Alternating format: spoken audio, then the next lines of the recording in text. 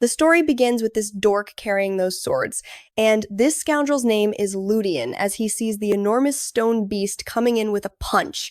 He knows that if it hits him, he'll be nothing but pulp. The creature strikes behind him as he runs, and he quickly hands the sword to Sir Edos. He gives the shield to Sir Kalin and flees immediately, but of course, they don't treat him well. All those people are ungrateful jerks, and now the monster is about to crush him for real. But Edos steps in and saves the boy. Standing there, he says with emotion that he is always grateful for the hard work. Of those people, the man then charges forward, cuts the golem in two with one slash, and it crashes to the ground. While our boy is thrown back, ending up covered in blood, 3 years have passed since he was reincarnated. Into the body of a 14-year-old boy in this world, on the plus side, he got all the memories. On the downside, he discovered that the boy's life was a complete disaster. Reality hit him hard. He had no talent whatsoever.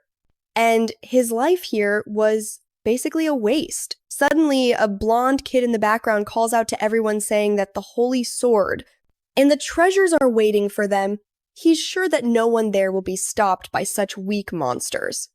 That's the heir of the Iskar region, known as Kalin. He's the typical spoiled rich kid showing off all his gear just because he's the heir.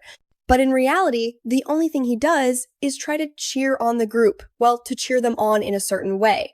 Since in reality, everyone ends up annoyed with him, he's like that useless extra character who is somehow our protagonist's boss. Which means our boy isn't even the main character's sidekick, he's the sidekick's sidekick. He's not just at the bottom of the barrel, he digs below the bottom. And that's where you'll find him crying, and to make matters worse, this guy doesn't even have a promising future. I mean, he's the sidekick of a guy who's destined to fail. The story of this world is also quite terrifying. The creatures that show up are incredibly destructive. The enemies in this place appear out of nowhere and destroy cities, entire ones, or even nations. But before there's much time to think, they're already entering another fight against the hellish minotaurs. Ludian knows there's no way he can survive in a world like this. But first, let's go back and see how he ended up in these dungeons. He gets a slap across the face and someone asks him what he did. That's Countess Louisa, Kalin's mother, the smug blondie, telling him she hired trash like him to make sure this kind of thing doesn't happen. Apparently, the only thing our boy can do is mutter a sad apology. He shoots a look at Kalin, who just turns away, as if he doesn't want to make eye contact. Ludian is thinking about getting rid of that smug blondie. The guy has tons of money and walks around the city doing whatever he wants.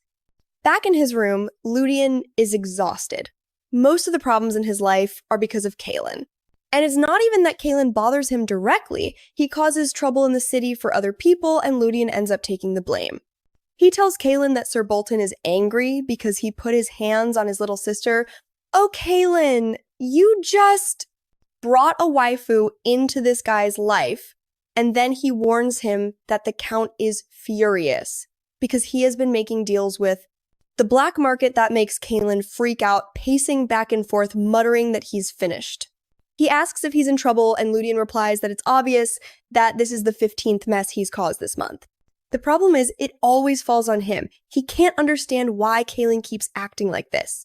He's basically walking around with the biggest headache, and that's not even the worst part. He is Kalin Iskar, and they're in the Iskar region.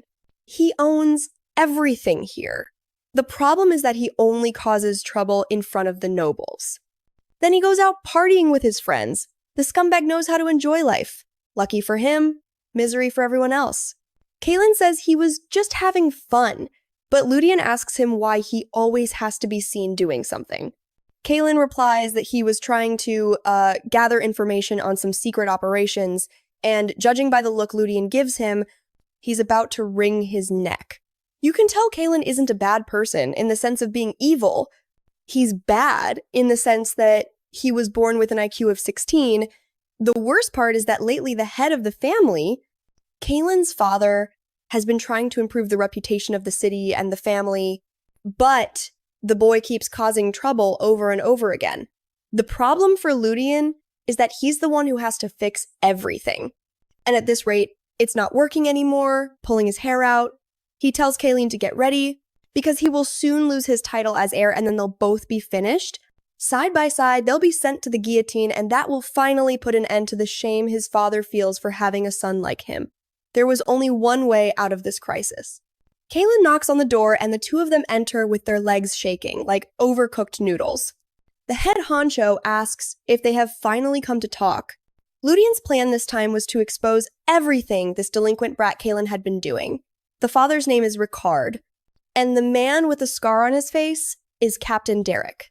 Derek, who seems to understand the suffering Ludian is going through, probably because he's in the same boat, glances sideways at Ludian as he says that this time's mistake was huge and that it will be difficult to get out of this alive.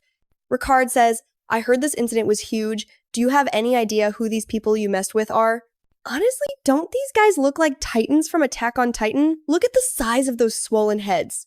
The father continues to explain that they are from one of the 5 largest knightly orders of the Imperial Empire, and now they're looking to eliminate Kalin. That's when it dawns on Ludian. The problem was much bigger than he thought, and if it involved the Imperial Knights, they were done for. He tells Kalin to get ready to go to the monastery. The boy doesn't want to, but his father says he has no choice. He just needs to stay there for about 5 years.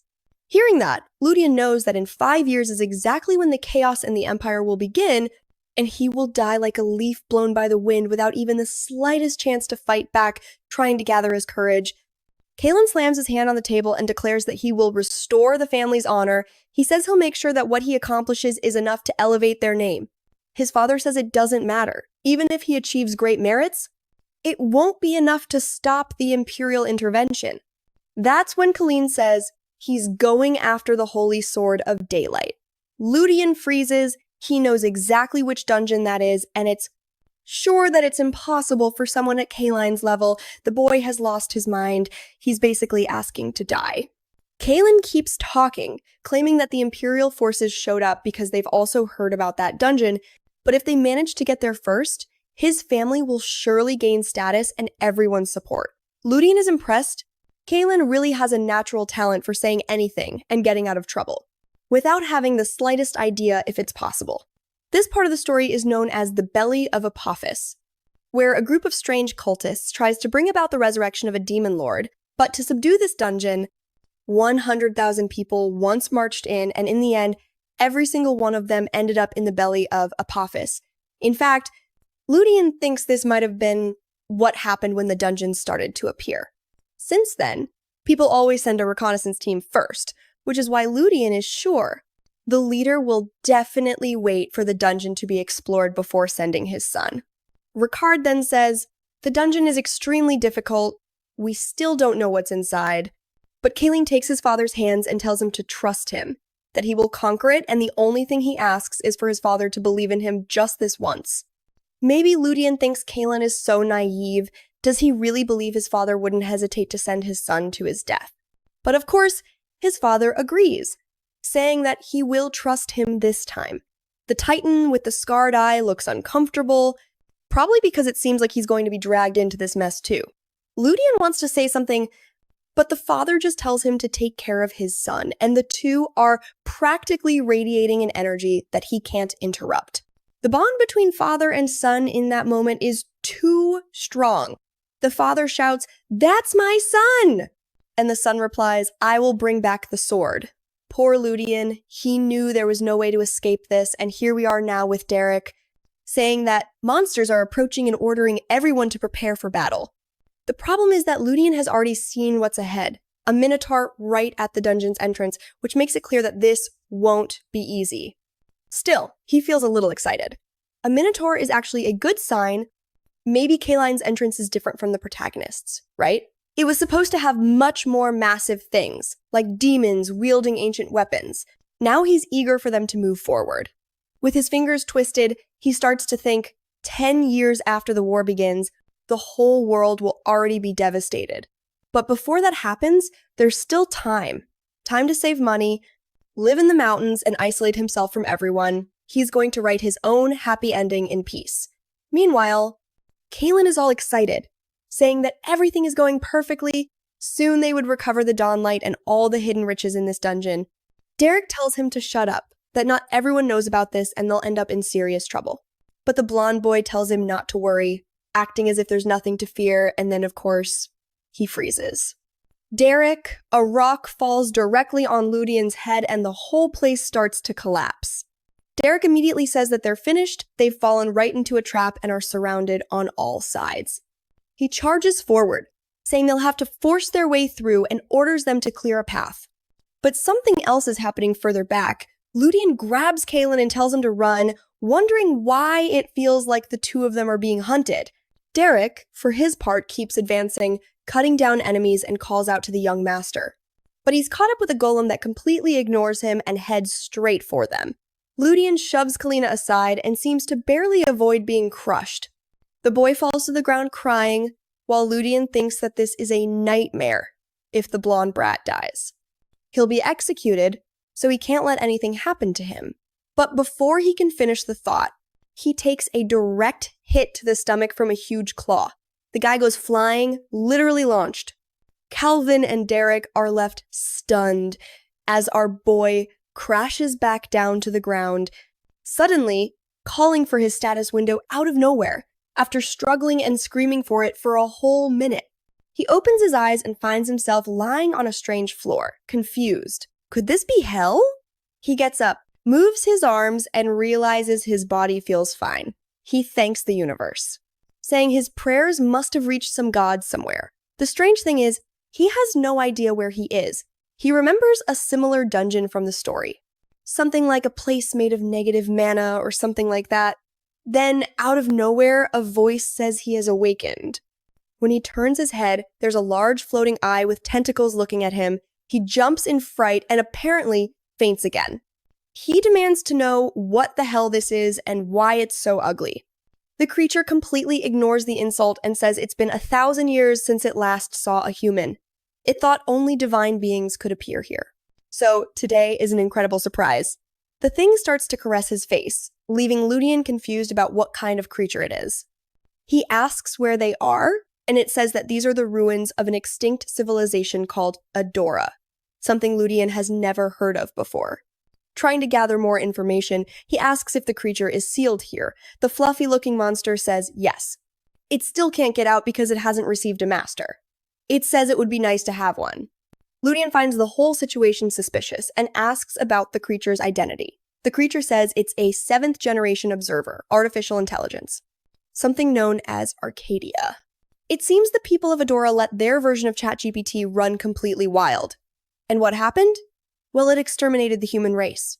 And of course, now it wants Ludian to be its master, but Ludian is wary. He knows something like this will undoubtedly bring him endless trouble.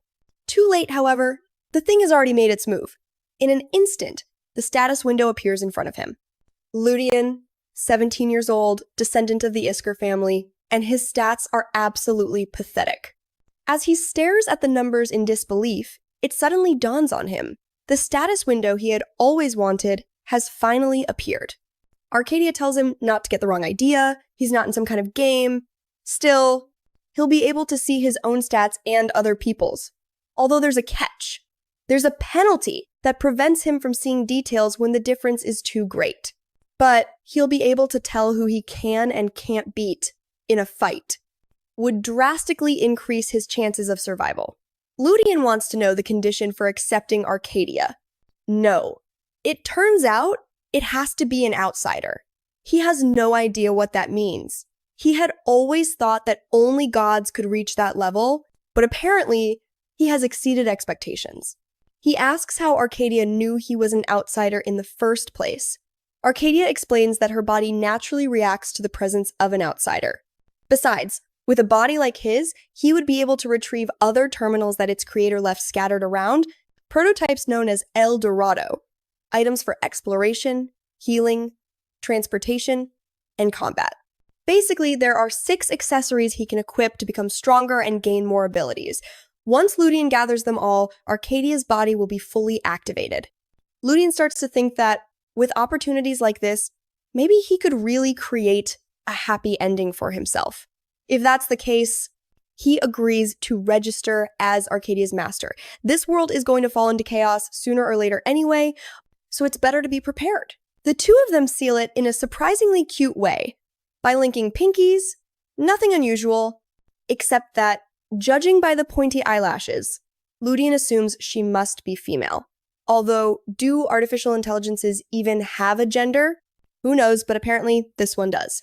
Arcadia scratches her chin, well, the place where a chin should be, and explains that her current body isn't of much use. They'll need to retrieve the Shambhala combat prototype. With that, she could face even a god. Ludian feels that something is wrong. This little thing is too eager for him to retrieve her items. But he doesn't have many options, so he gets up saying he needs to get back to his companions. He'll figure out how to retrieve those terminals little by little. Her nickname becomes Heidi, and she knows every exit from this place, and she even tells Ludian that he should have died when he crashed to the ground earlier. It was her who caught his limbs and prevented him from exploding on impact. He wonders if that was just a trick by the author or if he was really meant to die there. That's when he looks down and sees a completely dead adventurer. He wonders who that person was. Not only had he passed the dungeon core, but he had made it this far inside. Heidi explains that he was an adventurer who invaded this place 10 years ago. He managed to get there by avoiding all the monsters, but he didn't have the qualifications to enter the room, so he died waiting. Ludian thinks it's a miserable way to die, standing in front of a door that would never open for him, and so he starts to pick up everything he can, while Heidi comments that it's a bit, well, cruel. Ludian says that his own life is cruel enough to justify robbing the dead. The creature wonders if that isn't too low, but Ludian just pulls an item out of his pocket and says it should be worth about 10 gold coins. Then he notices the person's name, Abel Redstone. He stops for a moment, thinking, and suddenly he remembers exactly who Abel Redstone is. He instantly falls on his back, shocked, saying this is the worst possible name to find. That's because it's the name of the true protagonist of this world, but it makes no sense. Abel was the guy who got hit by Truck-kun and was sent to this place. He was reincarnated into a baron's family. He had legendary artifacts and wielded an absurdly powerful sword. It should have been impossible for him to die at this point in the story. So why is there nothing here but his bones? And besides, the skeleton seemed to belong to an older man, not a teenager. Heidi asks, what's wrong? But Ludian just says, it's nothing. He knows that at this point in the timeline, Abel isn't far from this region and is living as a child in a certain house. For now, he decides to stay calm and think that it's probably just a coincidence. Most likely it's not the same person. They keep moving deeper into the cave and, to their surprise, there's even a small minimap. Perfect! Everything's perfect! Ludian thinks the tentacled thing is actually quite useful. Finally, they see a group up ahead. It's the same people from before, and he happily calls out to the young master. But strangely, Derek and the others turn to him, saying that if he takes one more step, they'll cut him to pieces. Heidi is already waving a little white flag asking what's going on, because Ludian himself is confused. What happened while he was gone? Derek says that Ludian fell from such a height that it would have been impossible to survive, so he must be some kind of monster or a copy.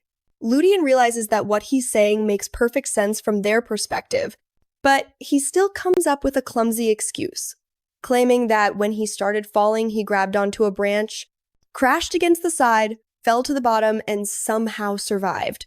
Derek, however, already has his sword at Ludian's neck and tells him to stay still.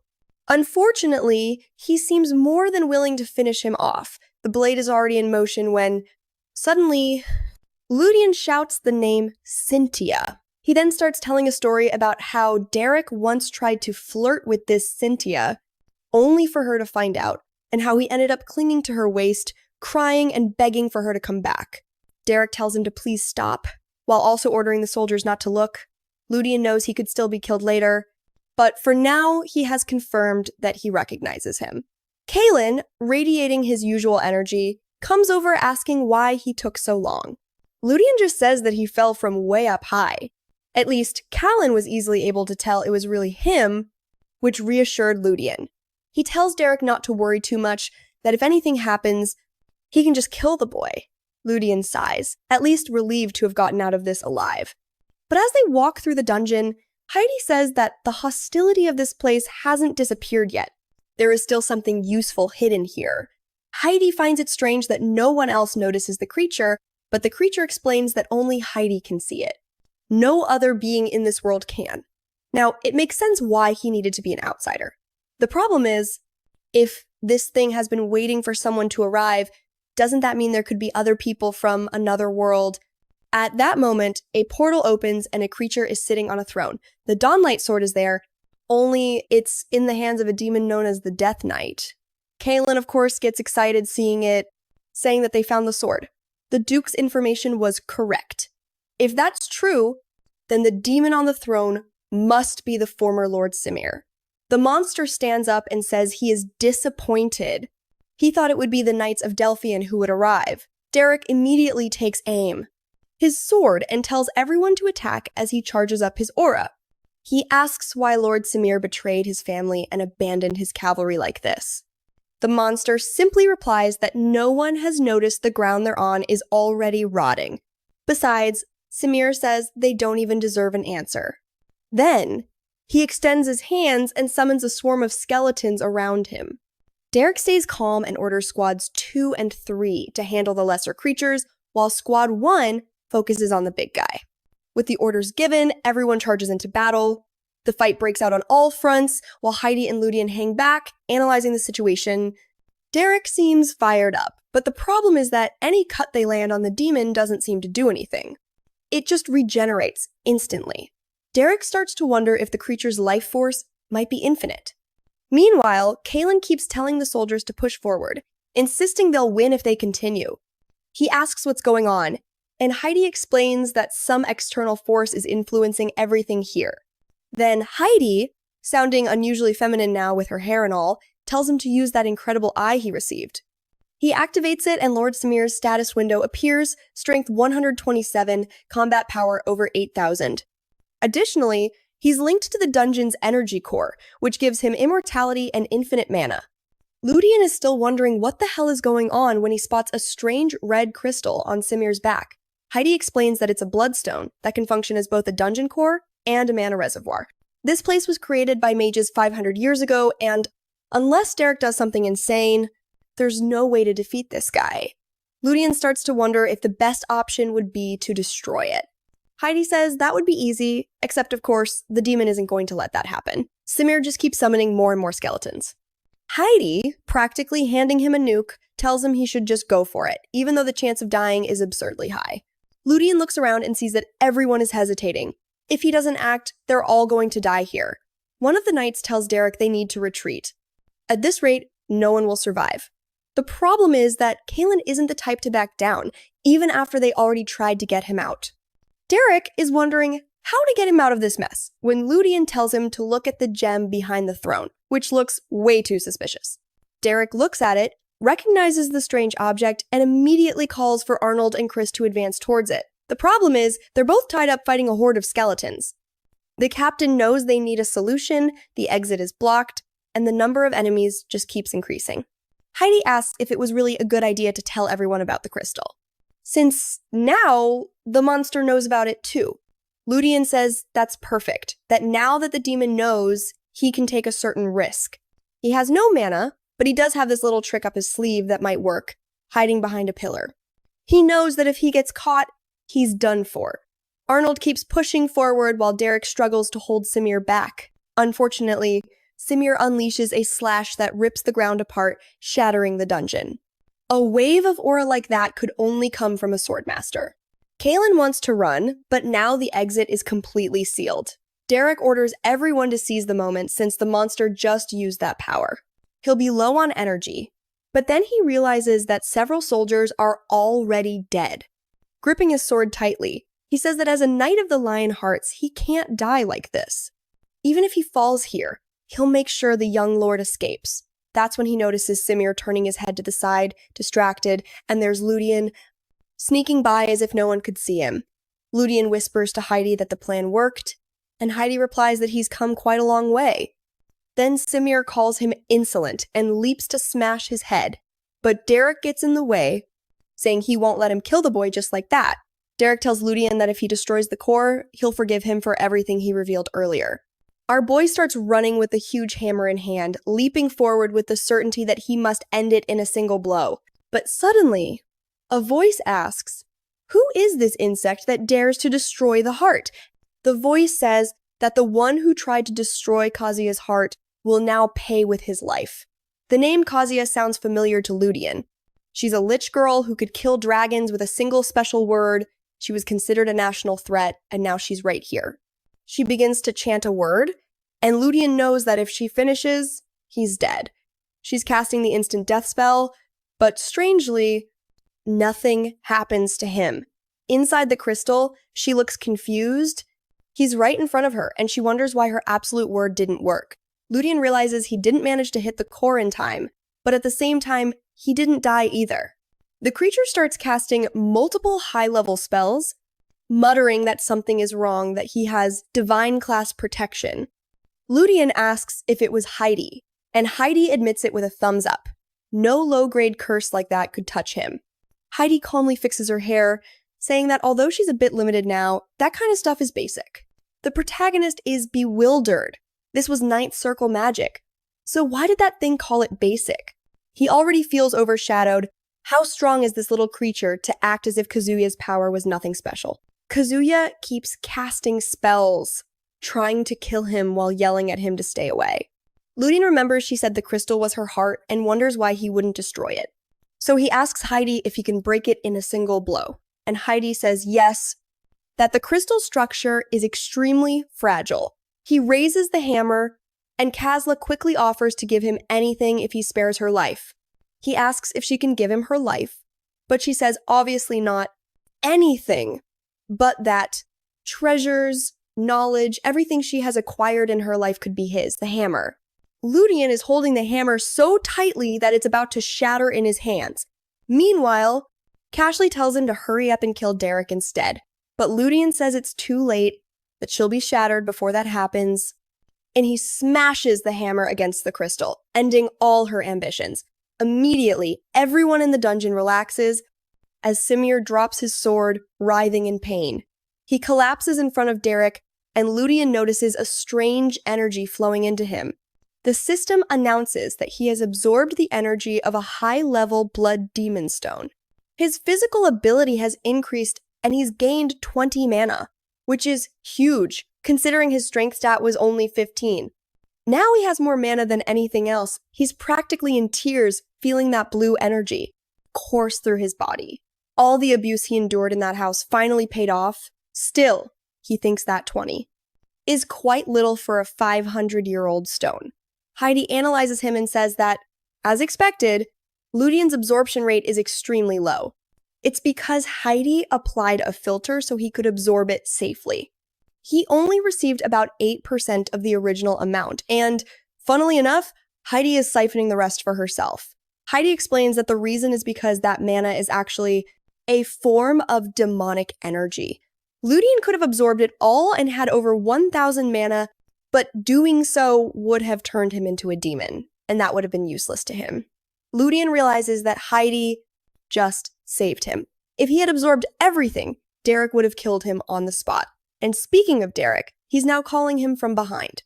Ludian knows that everyone saw him absorb that demonic energy. So this could be bad, but then Derek puts a hand on his shoulder and everyone starts thanking him, saying they won because of him. They have no idea how Ludian did it, since Heidi is there saying it's a secret. Back at the castle, someone is celebrating. Of course, it's the father saying that Kalin actually managed to win. Not a single vassal in the entire empire will have the guts to doubt his abilities again. The future of the house looks bright. Kalin is there bragging that results like that are only natural for someone with his talent. His father says that the moment Kalin inherits the house, the family will see glory like it has never seen before. Meanwhile, Ludian is in the background, realizing he's been completely left out of all this, and to make it worse, the loot was huge. Carriage after carriage of items from the dungeon keeps arriving. The father says that in 1 week, the Duke will send someone to examine the sword, and without a doubt, it will be someone impossible to ignore. He tells his son to make sure to leave an excellent impression on those imperial folks. As the father continues to praise him, Kalin is practically drooling with happiness.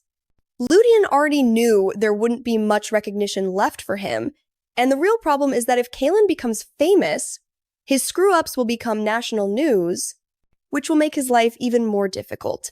Still, for now, he's fine with staying by Kalin's side since it's been worth it so far.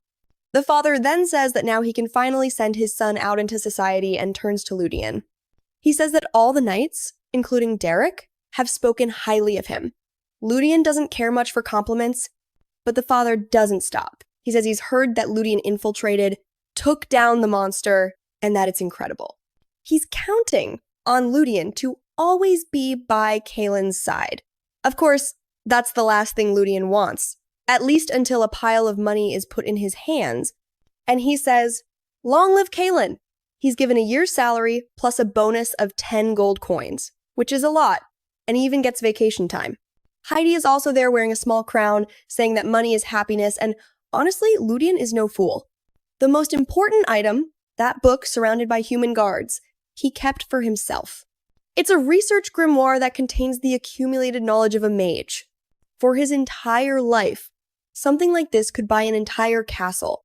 They definitely won't need money for a good while. The question that still haunts him, however, is why the knight who stole the holy sword ended up becoming Castley.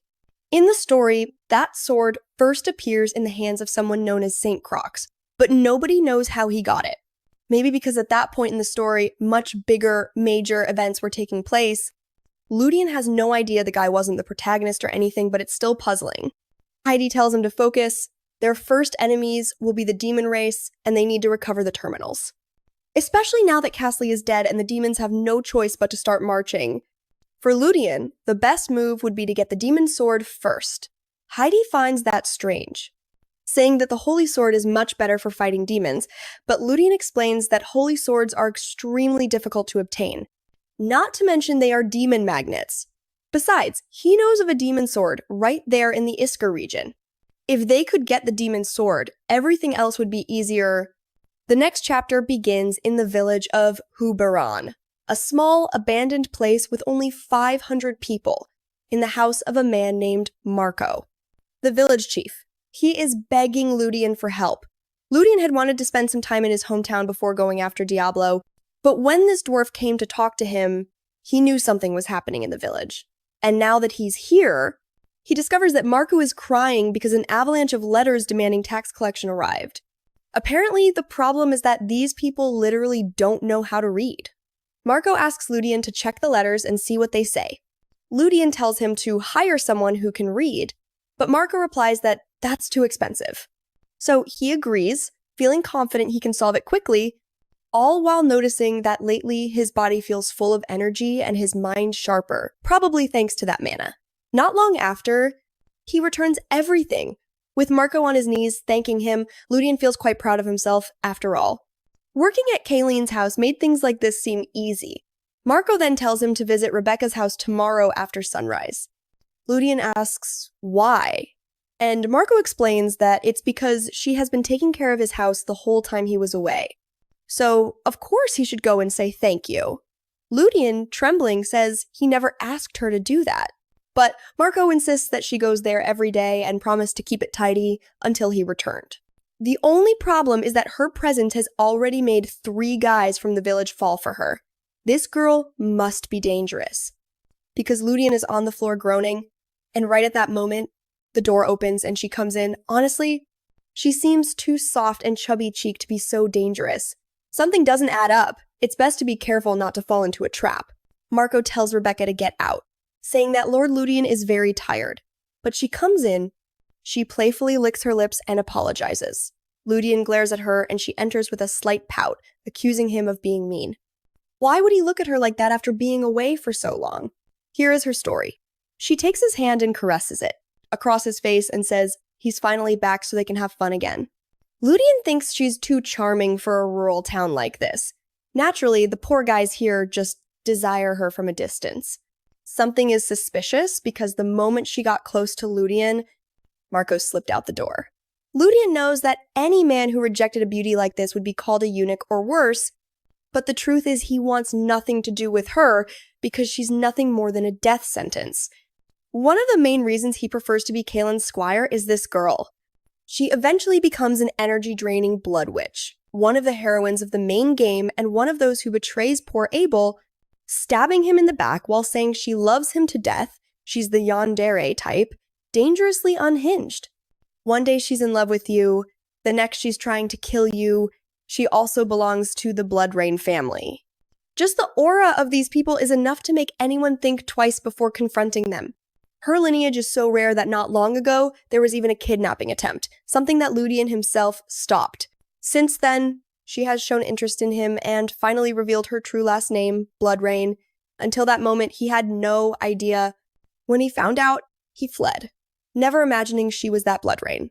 Still, judging by the color of her eyes and hair, she hasn't fully awakened yet, which means it's still safe and she knows how to play the game. Standing there, glowing and blushing, asking if he's tired and wants some help, Ludian says no, all while looking for a way out of there. Unfortunately, the more he tries to put distance between them, the more persistent she becomes. It's a classic story, and she even leaves saying she's going to prepare a delicious meal for him and that she'll be waiting. That relaxes him a bit, and he thinks that at least she hasn't shown signs of insanity yet. Of course, she's still a ticking time bomb, so he must be careful. For the poor Ludian, the one who used to live in this body, rejecting affection was almost impossible when he was an orphan. The only people he knew in this town were Marco and his dear friend Rebecca. If it weren't for the fact that one day she would stab you in the back, kill you and drink all your blood, maybe he would have enjoyed it. The scene then changes to a camp where a soldier calls out to the captain, warning that they are too deep into enemy territory. The captain says they are just following orders, but a burly soldier argues that the orders have gone too far. Infiltrating this deep beyond the border is madness. He doesn't really buy that story about a hidden master living in the area. The captain looks thoughtful, he knows the order is absurd, but it came directly from the army commander. So the only thing he can do is comply. In theory, a great master, a ninth circle mage, is supposed to appear here. Plus, they received information that the young lord of the Iskra family has obtained the holy sword. Perhaps all of this is connected. 3 days later, there's Rebecca as usual, bringing food to Ludian, but he notices the town seems restless and asks what's going on. She explains that it seems some bandits from the southern region have been showing up nearby. Ludian knows that the southern region is just around the corner, so it's normal for people from there to cross into Iskar territory to steal. Still, the guards usually deal with them quickly, so why haven't they been taken out by the patrol yet? Rebecca says that since yesterday, every adventurer passing by the wall has been warning the villagers. He asks if the chief has said anything, and she tells him that apparently he went to investigate. Ludian finds the whole thing suspicious. He's been in this body for 3 years and has never seen bandits in this region. Just as he suspected, something might be starting to move. 2 days later, near Iskar territory, Ludian arrives in front of a dungeon. In the original story, this place was known as one of the easiest to find. You don't need a key or anything, just wait for a certain solar or lunar eclipse. Heidi comments that it's well hidden, but that someone must have discovered it before. So, why does Ludian think no one has taken what's inside? He smiles upon seeing the sword and says it's because everyone who found it died. This is a weapon from an ancient war, so remote that there aren't even records of it in history. It's where the demon Diablo is sealed. In theory, it rivals the sword Grandia, an object of divine power. Normally, to get an item like this, you'd have to overcome countless trials, but this one is right there in the middle of an empty cavern with no guardian, no monsters, nothing. That's because the moment you touch it, a curse activates and basically you become a corpse before you can even pull your hand away. Ludian knows this is an incredibly powerful item, and with it, he could even rewrite part of this world's history. His question now is, how strong is Heidi's protection? Could she keep him safe from the sword's curse? Heidi examines it and says she's not too worried. From what she can see, this sword belonged to the Celestial War. Although she herself wasn't part of that war, she is familiar with the power of generals of that level. Still, to be safe, they'd have to see the sword up close. Ludian is a bit confused. Since when has Heidi been imprisoned? The Celestial War happened 10,000 years ago, but she said the place she was sealed in is only 3,000 years old.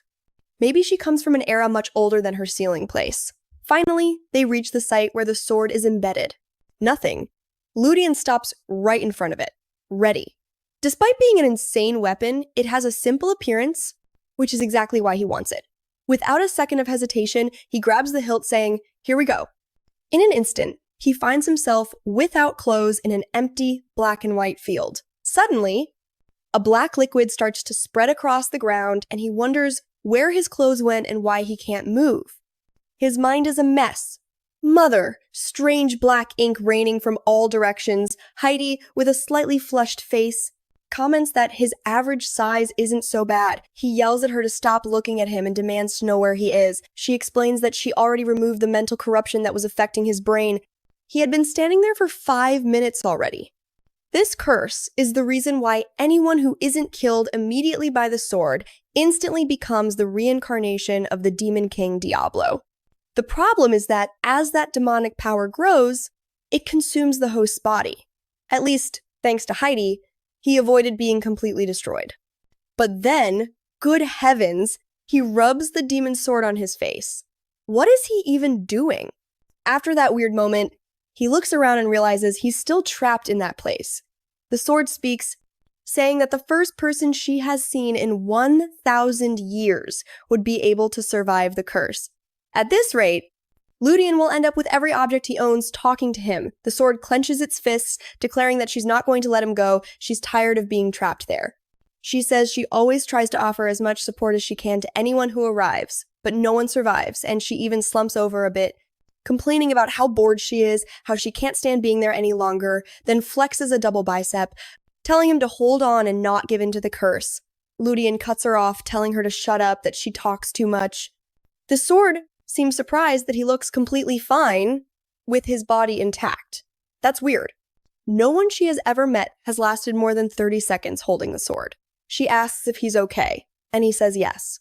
The sword scratches itself, confused. This doesn't make sense. This curse was created by the archangels themselves. Not even the gods would escape from it unscathed. Ludian also finds it strange. A demon sword's curse sounds more like something a demon would do. The sword starts to suspect that maybe he actually survived the curse, but that's not the case. Since he hasn't gained any power-up, she decides it's fine anyway. The boy is worthy of her. Since he resisted the curse, they should form a true blood contract, one that would allow him to wield her power without paying any price. An offer like that hadn't been made in over 10,000 years, since the dawn of everything. Everything. Ludian repeats what she said. No price to pay, and points out that he knows the moment she gathers enough power, she'll be able to get out of the sword. Confused, she asks how he knows. He tells her that he's sure the one offering this contract is actually the demon king Diablo. In the main story, when the protagonist uses this sword for a while, the curse eventually starts to affect him, the demon is set free.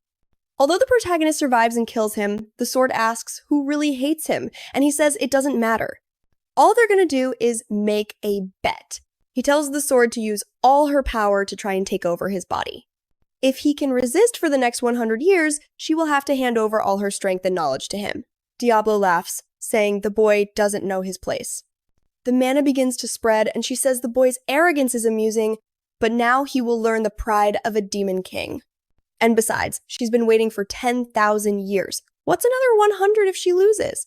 This was exactly the kind of blood pact Ludian wanted. In 10 years, the demons will begin to grow incredibly strong, but Diablo will be bound by contract and won't be able to do anything. The sword's aura begins to intensify faster and faster, declaring that he will not escape her grasp. The place begins to darken, and suddenly, Ludian wakes up on the ground, wondering where he is. Once again, he's completely naked in a white field that looks like some kind of beach. He's sure his mind hasn't been taken over. If it had been, he wouldn't even be able to think clearly, but at the same time, he feels something strange and looks behind him. A strange black creature takes shape. He knows immediately that this is Diablo's true body. At least smaller than I expected. The demon approaches, saying that Ludian is impressive to think that a human blessed by the gods really existed. Ludian is confused. The demon was talking about Heidi. But in theory, she's an artificial intelligence, not a goddess. The demon spreads his arms and says, "Unfortunately, boy, even with a god's blessing, you're not completely protected. Now that you've fallen into this unstable place, there's no way you'll get out alive." Ludian doesn't know if he has lost or won. The demon explains that Ludian managed to seal his authority. But at the same time, he temporarily lost the divine protection he had. Ludian takes a stance, telling him to come at him. Since he can't predict what will happen here, he might as well face the demon with his fists. The demon laughs, saying he is undoubtedly brave, but that he's not there for that.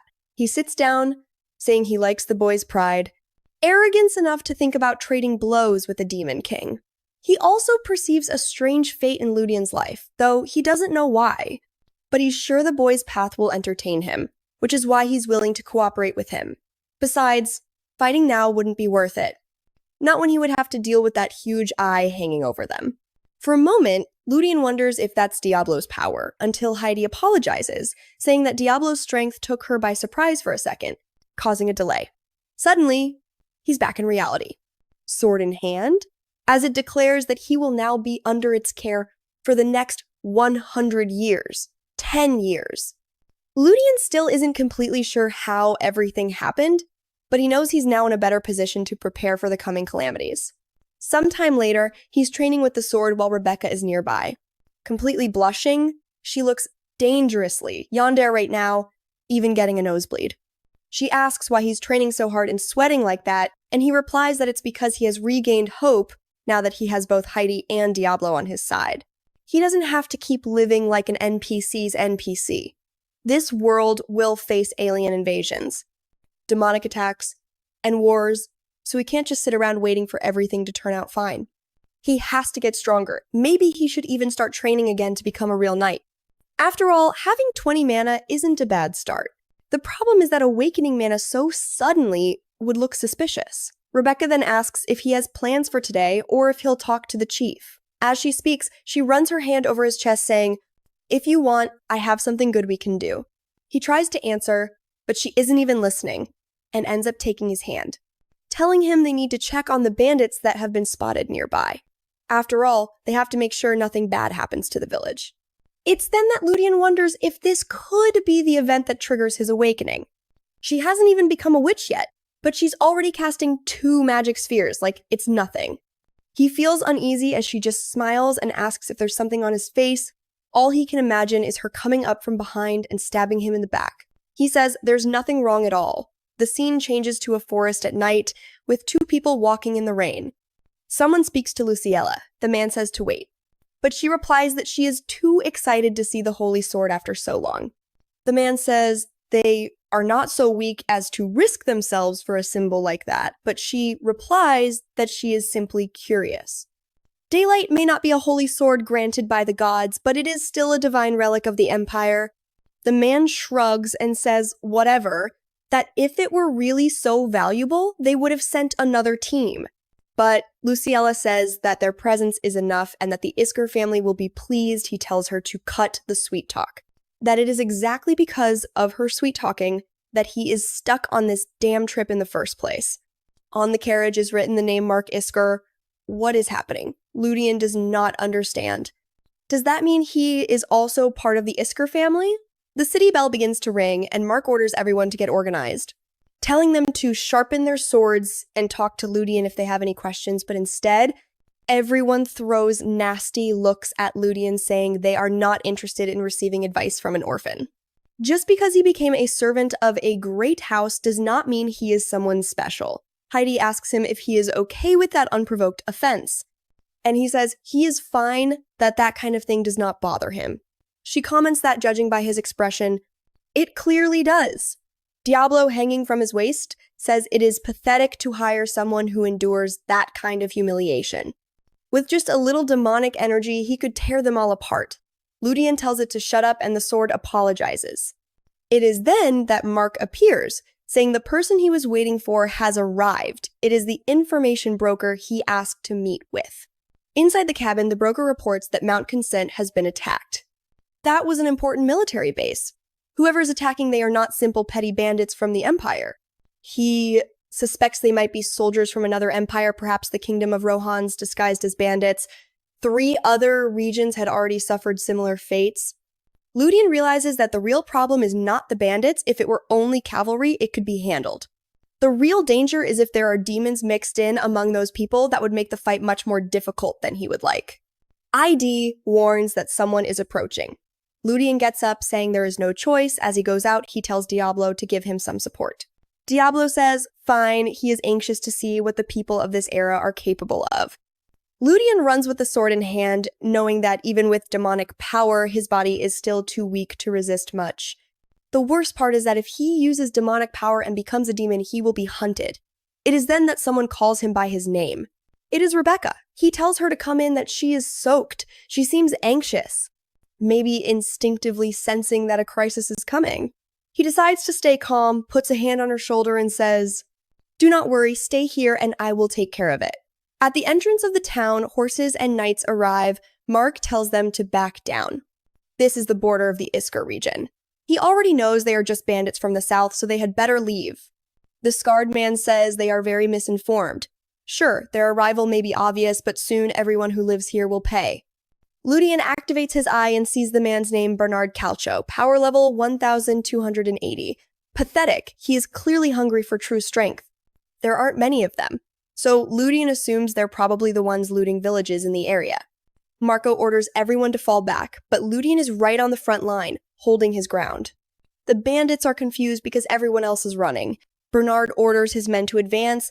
Heading straight for Marco, he swings his sword to cut off Marco's head, but Ludian steps in and blocks the blow. Bernard is surprised. His attack was imbued with mana. Ludian forces him back, and Bernard admits that the kid knows how to handle a sword. He also notices that Ludian's blade is of fine craftsmanship and says he wants it for himself. Ludian takes off.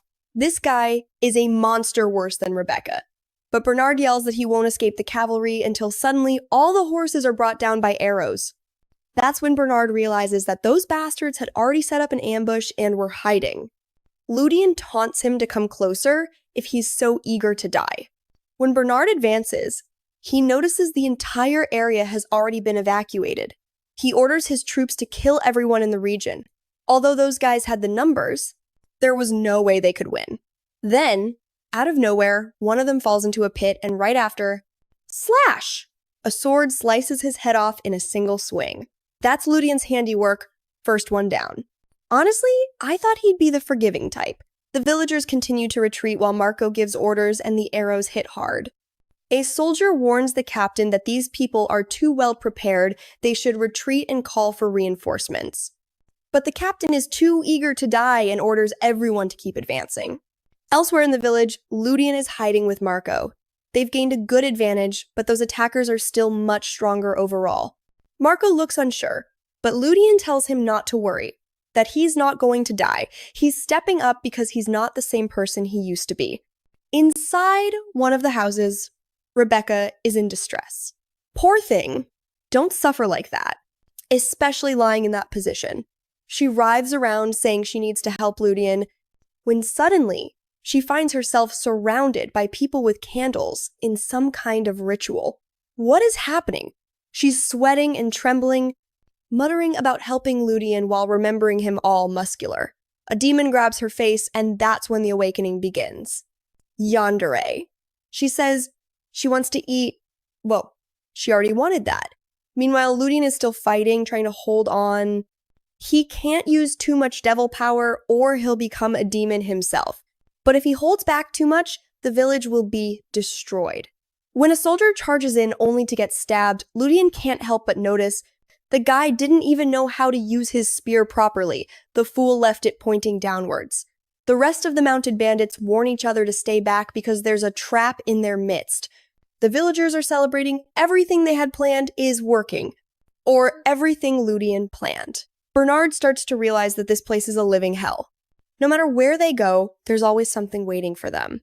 In the last village, it was easy to kill the leader, cut off his head, and everyone else submits, but here the damn leader is holding his ground, mocking them, calling his troops pathetic. Ludian is one of the few who knows that Marco, he might look weak, but the guy was once a centurion in the army. He can hold his own. Ludian decides that if he kills Bernard, all of this will end. Bernard is surprised. He can't underestimate the boy just because he's young. He's seen Ludian's skill with a mana sword. Bernard dismounts. saying he's realized the boy is the source of this village's courage. In honor of that, he'll share something. This place was meant to be where his unit completed its mission, but he's a commander, not the captain. Ludian understands instantly this isn't the only attack underway, which means that even though they've prepared all these defenses, other parts of the empire are being raised. Reinforcements are probably already on their way from Iskar. The question is, will they hold out if more enemy troops arrive? While he's lost in thought, someone interrupts, asking Bernard what he's doing. Bernard turns with a smile, saying the captain has arrived, and wow, this guy has arms bigger than his torso and legs like twigs. He clearly needs more squats. Ludian activates his eye and sees the name. Alex Rumis, 145 years old, never trained legs in his life. Combat power, 3,600. Obviously a servant of the demon clan. Even his horse seems to be suffering under this guy's weight. The good news for Ludian, he arrived without any companions. The bad news, his stats are much higher than Ludian's. The really scary part is, he's just a mid-level demon, and yet he's already as strong as Derek. Ludian had read about countless demons in history, but seeing one up close is something else entirely. That Bernard guy was about to apologize, he got worried, but the demon hit him on the head so hard that damn, it practically disintegrated him. Ludian immediately told the villagers to run because there was no way they could win there. Marco gave the order, but he was clearly worried that the boy didn't stand a chance either. His body wasn't made to withstand an attack from that monster. The bastard just stood there, radiating aura, looking like he's from League of Legends, and then asked why the boy was interfering with his plans. The contacts should have already arrived, or they had moved too quickly. Ludian had no idea what they were talking about, but the demon told him to stop pretending he had seen countless others, so of course he had noticed him. He ordered him to state his name and the demon he served. Ludian realized this guy thought he was part of the demon clan, probably because the demonic energy leaking from him was fooling him. Since the opportunity presented itself, he decided to use it to buy some time. Still, he was honest and said his name was Ludian. He probably should have lied and given another one. The demon found it strange, no last name, not a noble, and who did he serve? Ludian remembered that demons often infiltrated noble families, as it was easier to exert influence that way. He also knew the names of certain beings, so he claimed to serve Lord Asmodeus. Alex then said that he served the goddess of lust and debauchery, basically vice and depravity.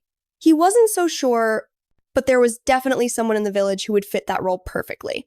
The devil, however, scoffed, calling it ridiculous to consider Asmodeus such a low-tier goddess as anything impressive.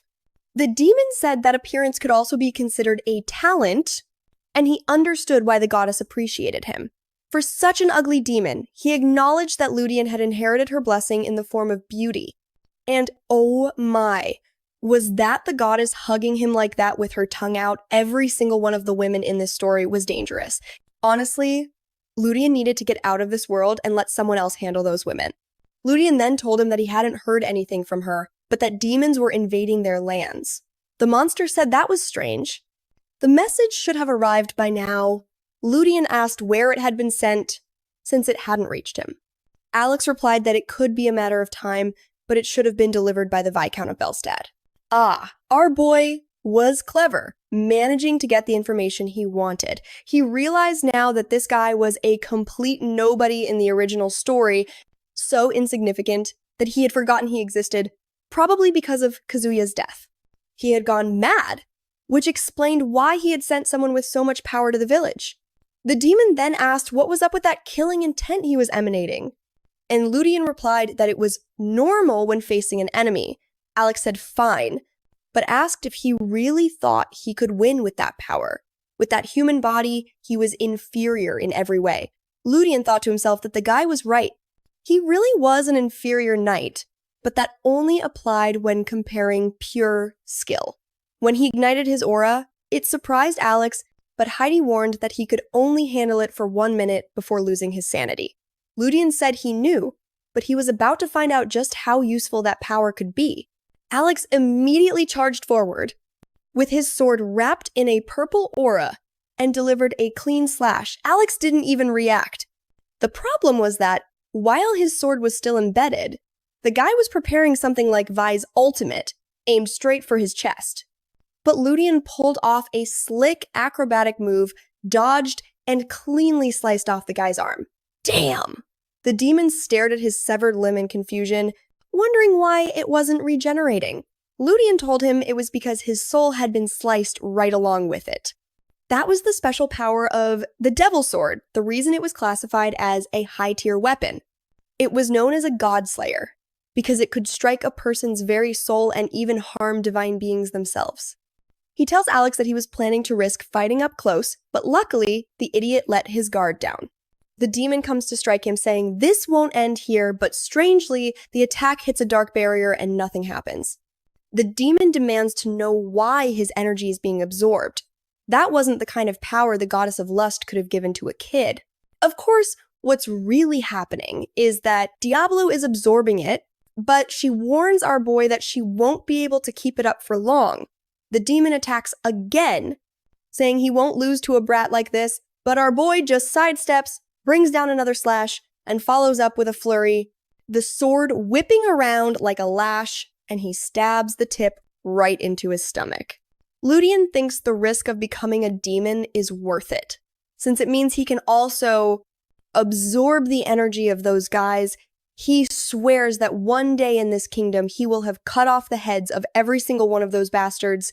The monster screams that he's a traitor, but Ludian simply replies that he's got it all wrong and he can go and die split in two. In the next chapter, he's standing there with all the arrogance, holding that big purple sword. Seeing how a whole person gets absorbed really makes it clear that this is a true demon sword. Diablo then asks why he was protecting that human earlier. Was she his property? The poor boy blushes, saying that the demons are trying to kill Rebecca and take control of her. That's why he sent her away. The cunning sword says that to protect her from demons, he'll need to keep her real close. Not to mention, she seemed like the type of woman that human men would like. Ludian just tells the sword to shut up and sheathe itself, saying he knows very well how much the protagonist suffered. He doesn't want to go through that too. For him, the best option is for her to keep living a normal life and never suffer the fate of becoming a witch. Turning around, Heidi says that someone is approaching. It doesn't seem like an enemy, since it's a human, but it's an old man and a young woman. Ludian thinks the combination is strange and doesn't know what to do. He's out of energy, but avoiding them would be difficult. Too late, they're already right in front of him. Heidi had said they were normal people, but they obviously weren't. From their extremely luxurious clothes, it's clear they are nobles. And if that was the case, they should have been far away from here by now. A beautiful blue-haired girl arrives, greeting him with a little hand, but the moment she gets closer, he catches the scent of blood and greets her back.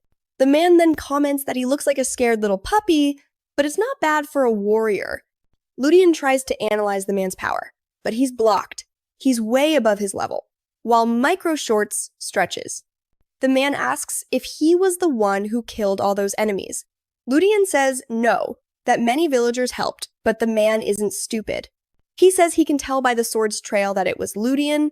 The boy looks like a teenager, so to have such skill, he must belong to a powerful family. Meanwhile, Luciella fixes her hair, saying that if her uncle is interested, then the boy must have something worth offering. Her uncle says, of course, after all, the boy has awakened mana at this age. Ludian finds it strange. How does this guy know he used mana? Now, the blue-haired girl is even more impressed, thinking he must be a student from the Imperial Academy to have such talent, but the man says that's impossible. If he were a student, he would already know him.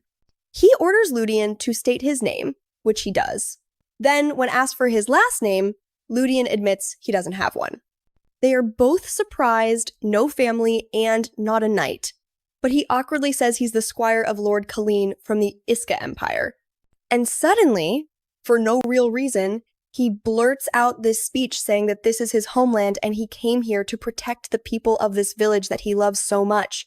Now, he's curious to know who those two are, since he's never seen people like them around here. The older man introduces himself as Keitel von Delfione, and the girl in hot pants as Luciella Fondelfione, father and daughter. Maybe the name rings a bell for Ludian. This guy seems to be the so-called sword saint in the Mauryan Empire region. He was the only one who held that title, and apparently, he's the father of the guy who is supposed to become friends with the real protagonist of the story, who isn't Ludian. That's the guy, Holly Crocs, who wields the sword Daylight, and Luciella, a dangerous female knight who was also part of the protagonist party and eventually became a commander in the anti-demon forces. In the future, Ludian knows she'll be a threat, but for now she's still very young. Haha, scared of going to jail. Suddenly, Keitel gestures towards the sword and asks where Ludian learned to use it. The protagonist sweats for a second, but says he learned the basics here and there, trained a bit with mercenaries from the region, and had a few sessions with knights. Keitel, being nosy, says it's strange for someone like him to hide his identity, or he could be some high-level mercenary in disguise, or what his trainer was like.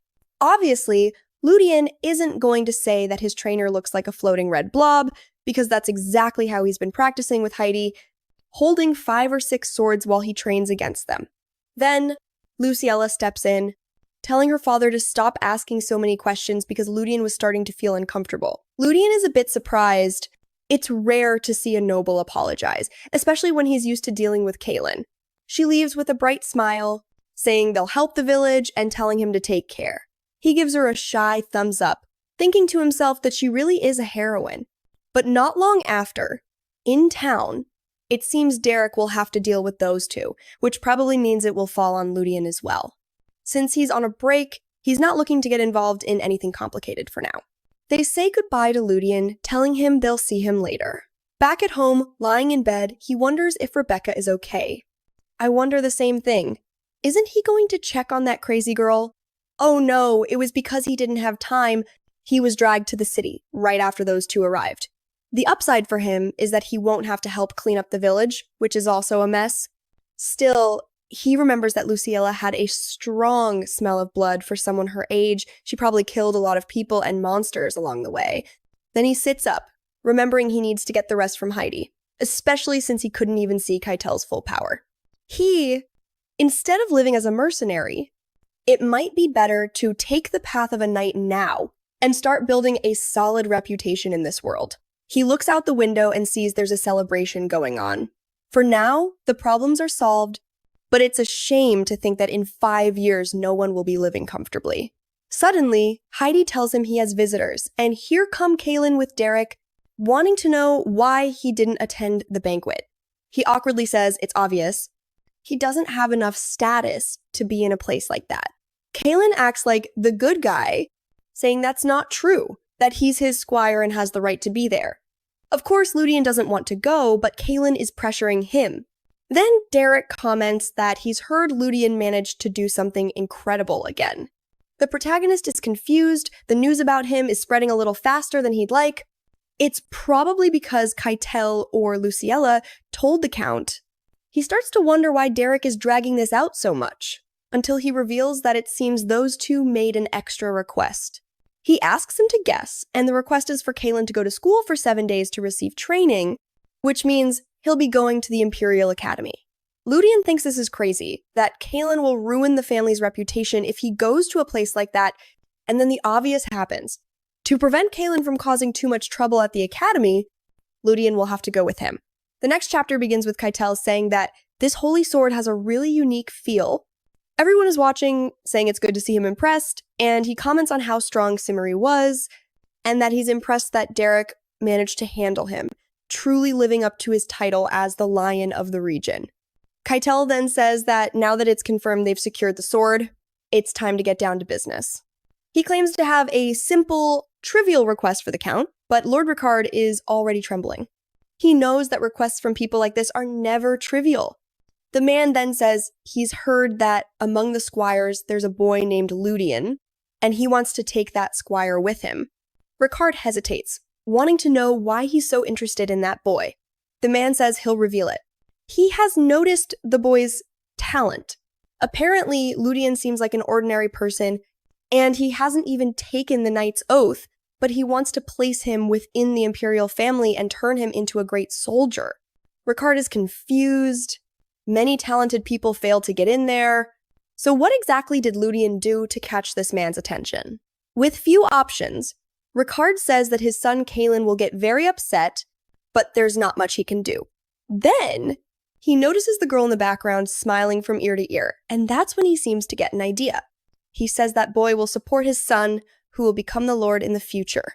So he suggests that he can send Ludian to the academy to go with him, but once he graduates, Ludian will be free to choose which path to follow. Keitel agrees, saying that leaving the choice for later doesn't sound too bad. That's when Ricard adds that this would be the perfect opportunity to send his own son as well. Back in the present, that's how it all happened. Ludian will now become a transfer student at the academy alongside the young master. He thinks it doesn't sound too bad, but still, why did nobody bother to ask him about any of this? He is literally the most important person in this whole arrangement. A little later, Micro Shorts is waiting for him outside. Now it's clear why they said they'd see him later. They obviously had everything planned out. Gale says he'll give him 1 week to get used to the idea, and then he must go to the capital.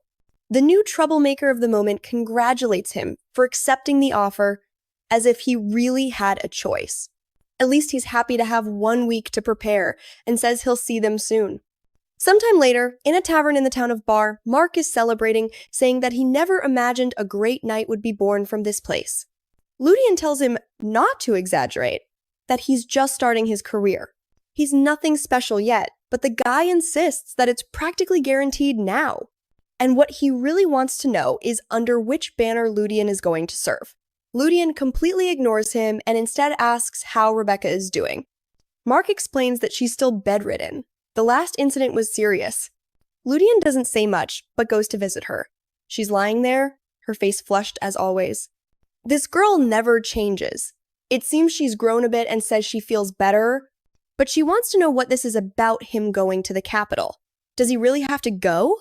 Ludian notices she's more direct than before. She says she thought that if he just worked here and they lived a quiet life, it would be enough for them to be happy. It seems she's already married him in her mind, and he didn't even know it. Now he feels a little shaken. Avoiding her because she was obsessive was just an excuse. He shouldn't be so shy. In this time of chaos, he should understand how much she means. But right now he has other plans. He places his hand on hers, already trembling a little, and says he knows the villagers think he's already achieved great things, but he doesn't believe that's true, and he's not even interested in that. What he really wants is something completely different. He knows that if things continue as they are, this place will disappear in a short time. Rebecca, having lost her home, meets Abel and they set off on an adventure. Even if he did nothing, in theory, Abel would drive out the demons, but the people of Saldea would disappear. Wait a minute, wasn't Abel supposed to be dead? Shouldn't you first confirm if he's even alive? I'm a little lost here, and yet he knows that future isn't good for either him or Rebecca. He says he knows it will be a difficult path, but it's one he must take. I'm still not sure I'm following all of this, but let's move on. He also knows that Rebecca won't truly understand the weight of his words, and right at that moment she asks what would happen if she awakened this blood. Her eyes already starting to turn red, along with her hair. Could she help him in some way?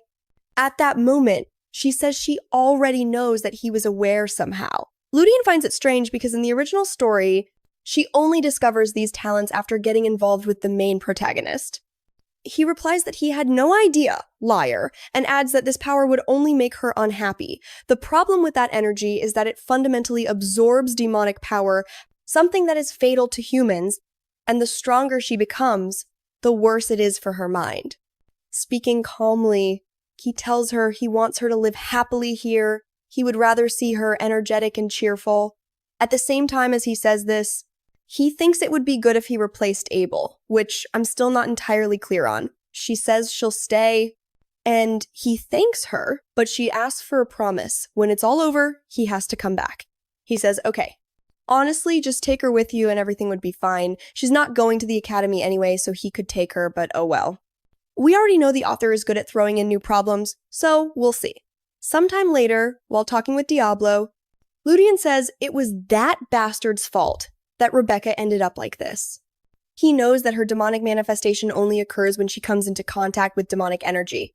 It has to be from a high-level creature, and the only one in the region is obviously him. Diablo just replies that it's impressive how much Ludian actually knows. It was worth following him. Ludian asks if he's admitting it, and Diablo says no, that he would never do something like that. Besides, to awaken her power, he would also take damage and he wouldn't risk that.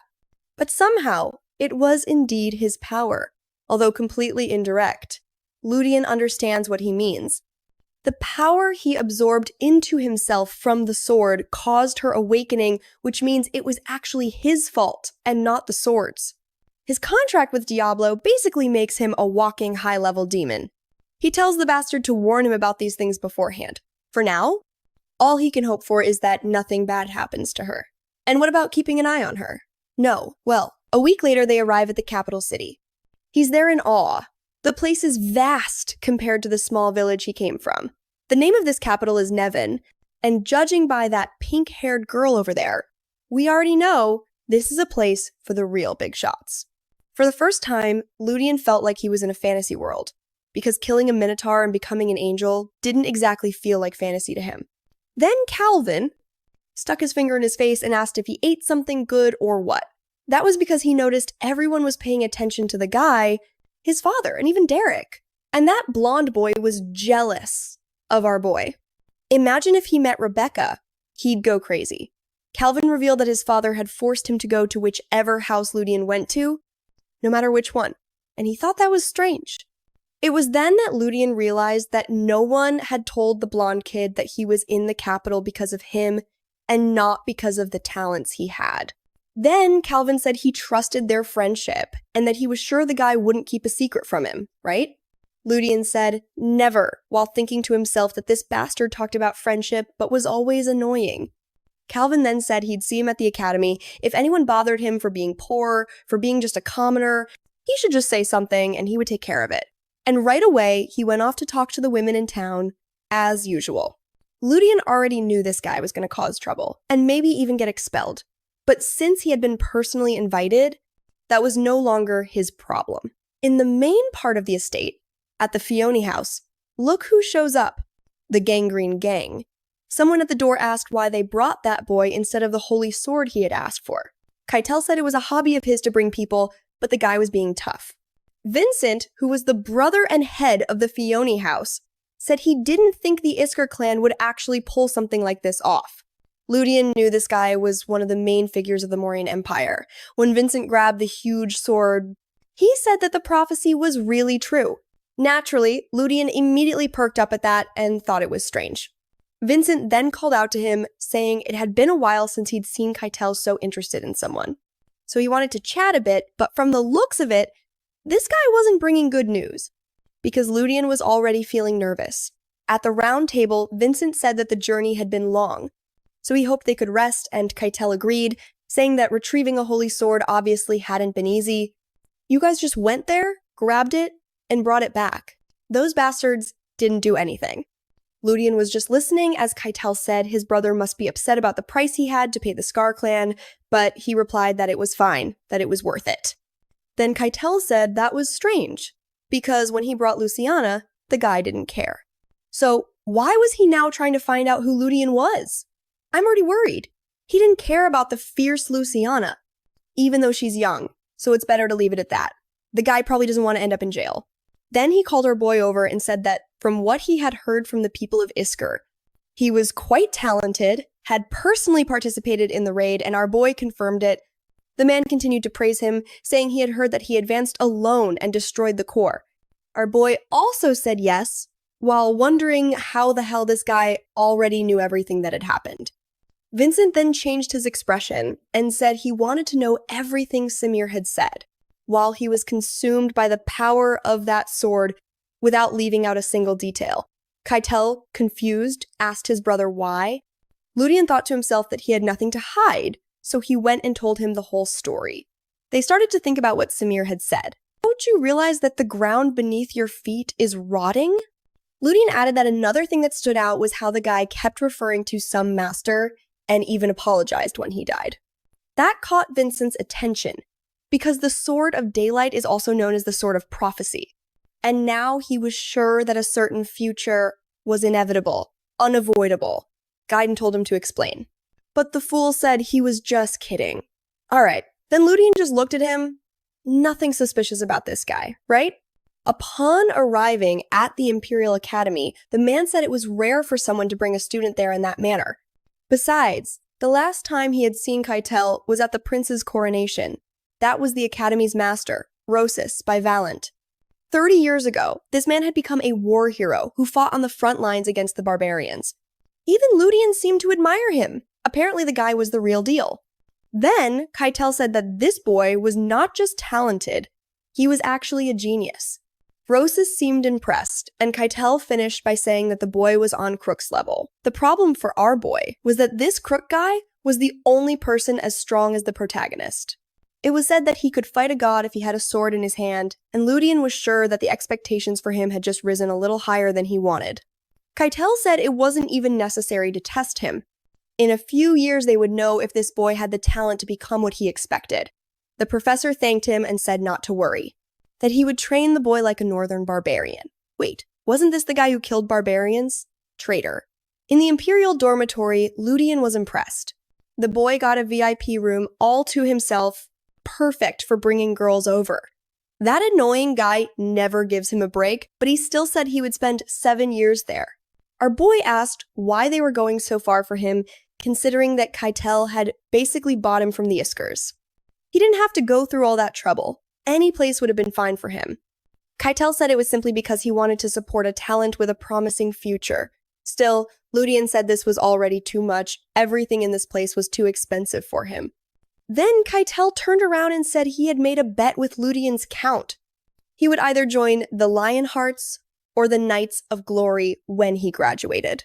Ludian didn't understand why, but Keitel told him not to worry about it, just to focus on getting stronger. Our boy stood there, thinking he wouldn't choose either of those two anyway, because the academy was just one of the first steps. Finally, the guy left and gave him some peace. The sly one smirked and said that, of course, he wasn't going to give up any of the benefits. Once he was alone, he called out to Diablo and asked if he had sensed anything strange here in this territory. The sword said it was weird, but replied that no, there was nothing different. Besides, he had to remember that most of his senses were sealed inside a sword, so it's not like he could really understand much. Heidi came over and asked if something was bothering him. He admitted that yes. In the original story, both Vincent and Keitel are killed by demons. After that happens, the fierce Luciella takes control of this place. What he couldn't understand was why, for the moment, everything seemed normal. He could guess how Keitel died, since the guy was always leaving the castle, but even Vincent's case was strange. Considering he was a high-ranking noble, maybe he was targeted by other nobles. Something was going on, something he hadn't figured out yet. Maybe the best thing would be to spy on the Duke's house in the next chapter. We're in the classroom to meet this fierce group. Heidi was excited, saying everyone was starting to notice the boy's worth. Meanwhile, he thought that being a transfer student really attracted attention. Diablo, on the other hand, said there were many talented people there to feast on, like a buffet for him. Ludian knew all this attention was because he had the backing of Keitel and the Fioni family. While he was lost in thought, a guy came up and asked to sit next to him. He said yes, but seriously, his name was Adele, a woman's name.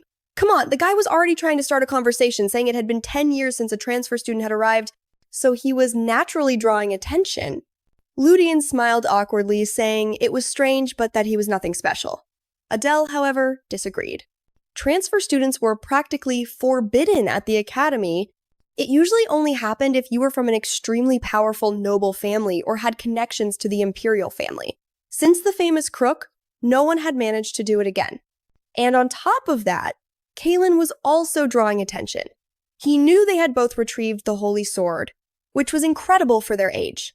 Ludian was grateful that Kalin was in the same department, but in another class, at least he would not have to deal with that guy. Then Adele said that he had come to talk to him because of a special request from the student council president. He mentioned Luciella's name and said that since he had met Keitel, he must know about her. Oh, so Luciella was the student council president. Now that was a girl with authority. Adele then revealed that he would be serving as the guy's guide, so he would not get lost during his first few days there, But since they were both from the knighthood department, it would be weird if they just sat around and talked. In other words, he meant a practice match. Ludian, however, was already getting nervous. Would he be able to use demonic energy? Now we are outside with Heidi by his side. Let me introduce these two, although I think they will disappear soon. On the left was Oliver, on the right Claudia, and the one with purple hair, who would probably be a problem, was Karen Letitia. Two Brazilian names on the same troublemaker. She said it was nice to meet him, adding that if he had been sent by the Sword Saint, then he must be a prodigy. Ludian awkwardly replied that he had no idea what Keitel saw in him, that he was nothing special, but she was already pointing her greatsword at him and saying she would be the one to find out. She slammed it into the ground and told him to come at her, that she wanted to see the boy's talent. She told him to give it his all because she was already in her final year. Adele stepped in to ask her to take it easy, but she elbowed him aside with a smile, saying she was going to devour the boy. Oliver and Claudia said they were also curious to see if he had the same talent as Sir Cuck. Meanwhile, Ludian was already on the ground, wondering where the hell all that fame came from. He had not fought for any of it, he just wanted to spend his time in peace. The girl thought that was his combat stance and asked him what his style was. He now straightened up and said that he fought with the Adora style, a sword-based martial art. She swung her arm to the side, said she had never heard of it, and told him to hurry up already.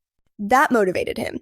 He said, "My pleasure," and went in with the first attack. She stopped it with a block, the sword slid to the side, and she moved in for a shoulder bash. But he ended up dodging another attack. Then came the relentless sequence. A strike here, a strike there, a slash here, a slash there. But everyone watching commented on how disappointing he was. They thought this guy who had been recommended would be a legend, a genius. Instead, his movements were sloppy, his form was too light, and his attacks still lacked good timing. Heidi, hearing this, was already muttering about whether she should kill everyone for insulting the swordsmanship of the gods. Ludian told her it was just training, that there was no need to worry.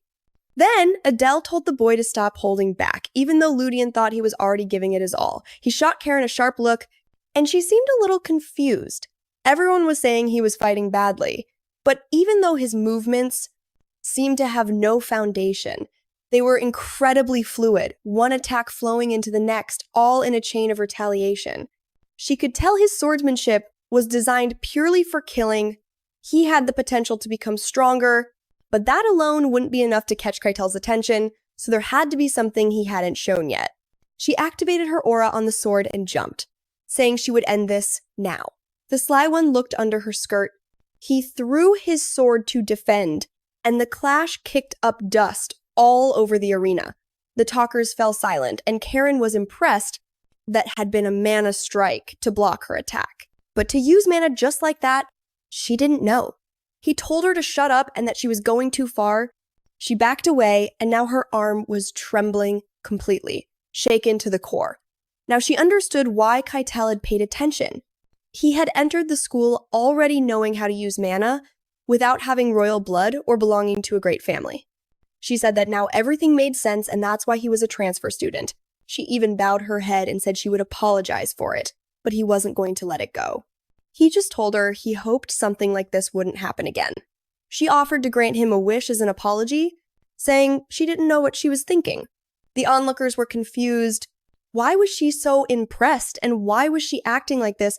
Then, suddenly, someone arrived asking what all the commotion was about. Oliver was already apologizing to someone named Kepler, and the purple-haired girl also looked uncomfortable. The guy put his hands on Ludian's shoulders and apologized to Junior. Ludian felt uneasy because the Kepler family was one of those that had betrayed the protagonist and tried to kill him during the war. The man was introducing himself cheerfully, but Ludian knew that in his heart there was malice. He apologized again, while the purple-haired girl told Kepler to back off, that she had never asked for his help. But he just turned to her and said that things like factions, families, or the fact that Ludian was a new student shouldn't matter at all. Besides, he said he had come at Luciana's request. Hearing that, she probably felt at ease too, and Kepler told Ludian that because of this incident, he would make sure to take care of him. Another person wanting to take care of him? Enough is enough. First Keitel, then Kalin, Abel, and now another one. Let the boy live! Still, for Ludian, this connection was different, because he wanted to find out what was behind that family. He gave a small, cheerful smile, although it was obvious that inside he was sizing them up. Sometime later, Heidi, somewhat disheartened, said that he had been a bit lazy lately. That was because, for him, it used to be normal to sleep in a stable, but now that he had a good bed, he just wanted to lie in it all day. Still, he felt a bit bad because he hadn't expected to hear the name Kepler at this school. Now, our boy revealed that in the War of the Superhumans, a part of the story, the families fought against each other, but it had nothing to do with demons. I'm a little confused here. 3 days had already passed since the last time he spoke with Kepler, and not a single word since. If that was the case, he would have to make the first move. As it happened, Ludian said that if they ever faced each other, face to face with the demon clan, he would need his power. Diablo replied that he would give him all the power he had, that he wasn't going to allow the demons to invade the world without his help. If they were the enemy, they had to lose. Ludian could tell that Bastard was too proud. That's when Heidi said he seemed very interested in the Keplers. He replied that, yes, he wanted those people on his side because he knew that guy wasn't just any knight, but a superhuman. Honestly, it didn't seem that weird to be a superhuman, but of course. The second interesting part was learning more about the secret organizations in the capital. Something related to those organizations had caused countless deaths during the war. The protagonist team had managed to advance, but the Kepler family and the other nobles had grown distant. That war had divided humanity, and perhaps if he managed to prevent it from happening, humanity would remain united, and the outcome could be different. Diablo understood that he was basically planning to use everyone as a shield in the end, something Diablo also liked. But he warned the boy that with the status and strength he currently had, he wouldn't achieve anything. Still, Ludian simply picked up his sword, thinking that right now he was more interested in information. He would get stronger over time. But for now, it was time to start a tour of the capital. Sometime later, at night, in the market district, Kepler appeared, saying that the guards patrolled here a lot and that it was dangerous. He could hardly believe that those damn demons were controlling the streets like that. His sister said the information was correct, that there was a connection between the demons and the temple. Her name was Maria Kepler, and from what I understood, they were planning to attack the nobles, but at the same time they knew that if too many nobles died, there would be a lot of collateral damage. Maria, however, said that the family had brought an important weapon to help with that.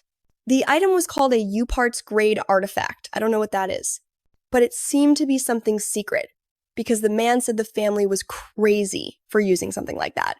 Then, suddenly, Elvin Kepler, whom I had been calling Kepler, but which was actually the family's last name, turned around and said that the two of them had an important job to do, looking for information about the demons. 2 boys, 2 second-year boys, who honestly looked more like kids, just said, okay. Their names were Nell and Dell. Maria said it was a shame they weren't as talented as the Aruda family at detecting other people's energy, and I bet they were going to detect our boy as a demon. Elvin told Maria not to say things like that it was all for the mission. Besides, soon they would be the ones in charge of everything, walking through what they called the underworld. Our boy noticed that even the poorest part of the city was still quite developed. Heidi wanted to know what they were doing there, and he just said, nothing for now. At that moment, the secret organizations were probably starting to gain power from the shadows. Then he asked if Diablo could detect the energy clashes within the capital. Diablo replied that was more than obvious. For now, Ludian was calm, because in the capital they weren't going to use creatures turned into demons like that guy Alex. The person he most wanted to find now was someone named Goodfawn Belstad, a collaborator with the demons who would be one of the people behind Caitlin's death. While he was lost in thought, someone placed a hand on his shoulder. It was a beggar, telling him to get out of there unless he wanted to pay a fee. Ludian smiled. His guide to the underworld had just appeared. He placed a hand on the man's shoulder, activating a spark of lightning, and the guy fell to the ground. The man instantly realized that Ludian was a knight. He knew how to use mana. Ludian told him that if he answered everything correctly, he might get out of this alive. He'd better talk now. Which nobles had been walking through the alleys of the capital? Ludian was especially interested in the one with green hair. Back with the Keplers, Maria was commenting that Luciella seemed interested in Karen, which was bad for them. Elvin replied that Luciella was not their enemy, that all she had to do was remain neutral. She then asked if the new kid who had entered the school might end up changing their plans. Elvin thought that the fact Karen had misjudged him and almost lost to him proved the boy really had something, but then he turned to his sister and told her not to worry, that he was just a first-year rookie, and that nothing was going to change because of him. She agreed and said that was true. Now, it was time to proceed with the plan. What they didn't know was that our boy had already spotted them from above and was watching them in silence, walking back and forth and trying to detect anything unusual. Those two kids were something called mutants in this world. Besides, the most powerful human in the War of Superhumans was also there, Maria Kepler. She was the final boss of that war. Damn, he didn't expect that from her. Ludian asked Diablo if his disguise was perfect. Diablo said yes, but added that he felt it might be better to proceed with caution this time. The protagonist was sure that something big was about to happen, since the two siblings were getting involved.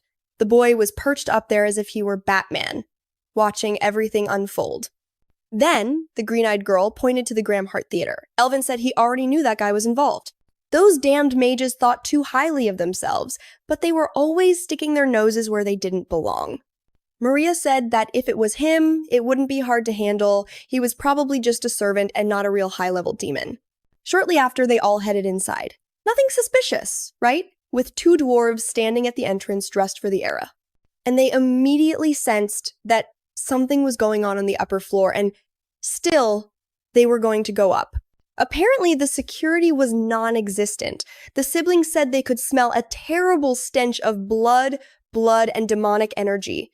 Then, Elvin said he had heard that this Viscount wasn't just a simple merchant. A long time ago, he had been named as one of the successors to the Magic Tower, but he had apparently refused. Maria was sure this must be a room of a mage's study when they opened the door. A man with a cigar wanted to know what had brought such renowned students from the academy there. Elvin told him to cut the act, that he knew perfectly well it was him who had been interfering with their plans. Damn, Viscount Goodfellow? The man laughed and asked if they were the ones attacking his operations and then disappearing. Elvin replied that the real criminal there was him, so he'd better stop with the nonsense. The Viscount crushed his cigar, warning him not to mess with the Merchant Guild, or his entire family would pay the price. Elvin retorted that he was a demon and told him he already knew everything. He drew his sword and said that not a single demon would be left in the Empire once he started cleaning house. The man began to release an insulating aura, realizing that this brat intended to interfere with his plans. He had no idea what 5 kids thought they could achieve, but for him, this was over. Elvin looked confused. After all, there were only 4 of them. Then, the sly one approached with a smile, greeting his seniors and saying he had come to talk to the friend who had been ignoring him for 3 days. In the original story, that Goodfellow Belstad had corrupted a large part of the Empire, joining the demons and gaining countless allies. He was one of the people who orchestrated the plot that ended the lives of the 2 Dukes of Fione. His name was engraved in history, and Ludian didn't expect to run into him so soon. I can't quite understand. The translation confused us here. But I think it's 4,000 in power or 34,000. That's a huge difference. Oh wait, our boy said he was less than Alex, right? So it must be around 4,000, maybe manageable after all. It was then that Elvin pointed his greatsword at our boy's face, wanting to know his identity, asking if he was there as an ally or an enemy. Ludian said he was obviously a friend, at least when it came to his senior's goals, dealing with that demonic lackey. Elvin was surprised. Only the top brass of the Kepler family should know something like that. Yes, then our boy said he belonged to a secret organization dedicated to maintaining world peace, known as Adora. Heidi wanted to know why he was now stealing their names. Naturally, Elvin said he had never heard of such an organization. Ludian replied that it was different from their organization, the one he knew as the Psychic Empire. Now both siblings tensed up. He even knew the name. The protagonist then said, "So I'm going to make you an offer. As much as you want to kill this guy right now, you can't finish him off in a crowded place. That's because the Demon King's vassals can't be killed by physical force." Our boy knew that sending Maria showed they were focused on this, but the girl was still incomplete. Ludian said his offer was to help them defeat Goodfellow Belstad, but they would have to form an alliance, and he wanted to know what Miss Maria thought. She was trembling because it almost seemed like he knew she was the one in charge of this part of the operation. He had followed her without her noticing. He knew who the leader was. He knew her name. He knew everything. That's why she refused.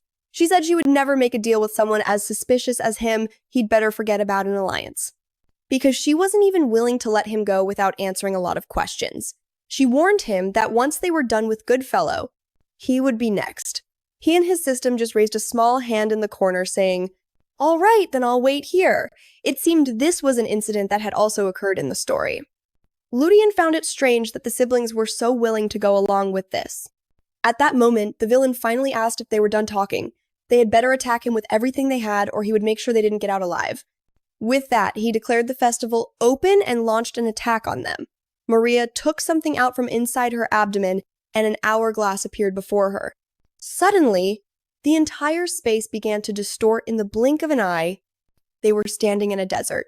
God said he never expected an artifact capable of interfering with space to be in the hands of someone like her. But a change of terrain wouldn't make any difference to kids like them. He was already using demonic energy, and they realized he wasn't holding back. A swarm of dark magic circles appeared, with creatures emerging from them. It was then that they understood the bastard was actually a summoner, which explained why he didn't seem so strong before. He transformed, warning them that there was no way to destroy that body of his. Ludian knew the problem wasn't his change in appearance, but the fact that his power was increasing. He had thought this was too easy compared to Alex, but now it made sense. His power had already risen to 12,000. God told him they would pay dearly for having stirred up the hornet's nest. Maria warned everyone to be careful. That guy they had thought was just a low-level servant was actually stronger than most noble demons. And then, a horde of monsters was already rushing towards them. She held out her hand, activating a golden magic, and he looked a little surprised. A barrier formed, and any creature that touched it died instantly.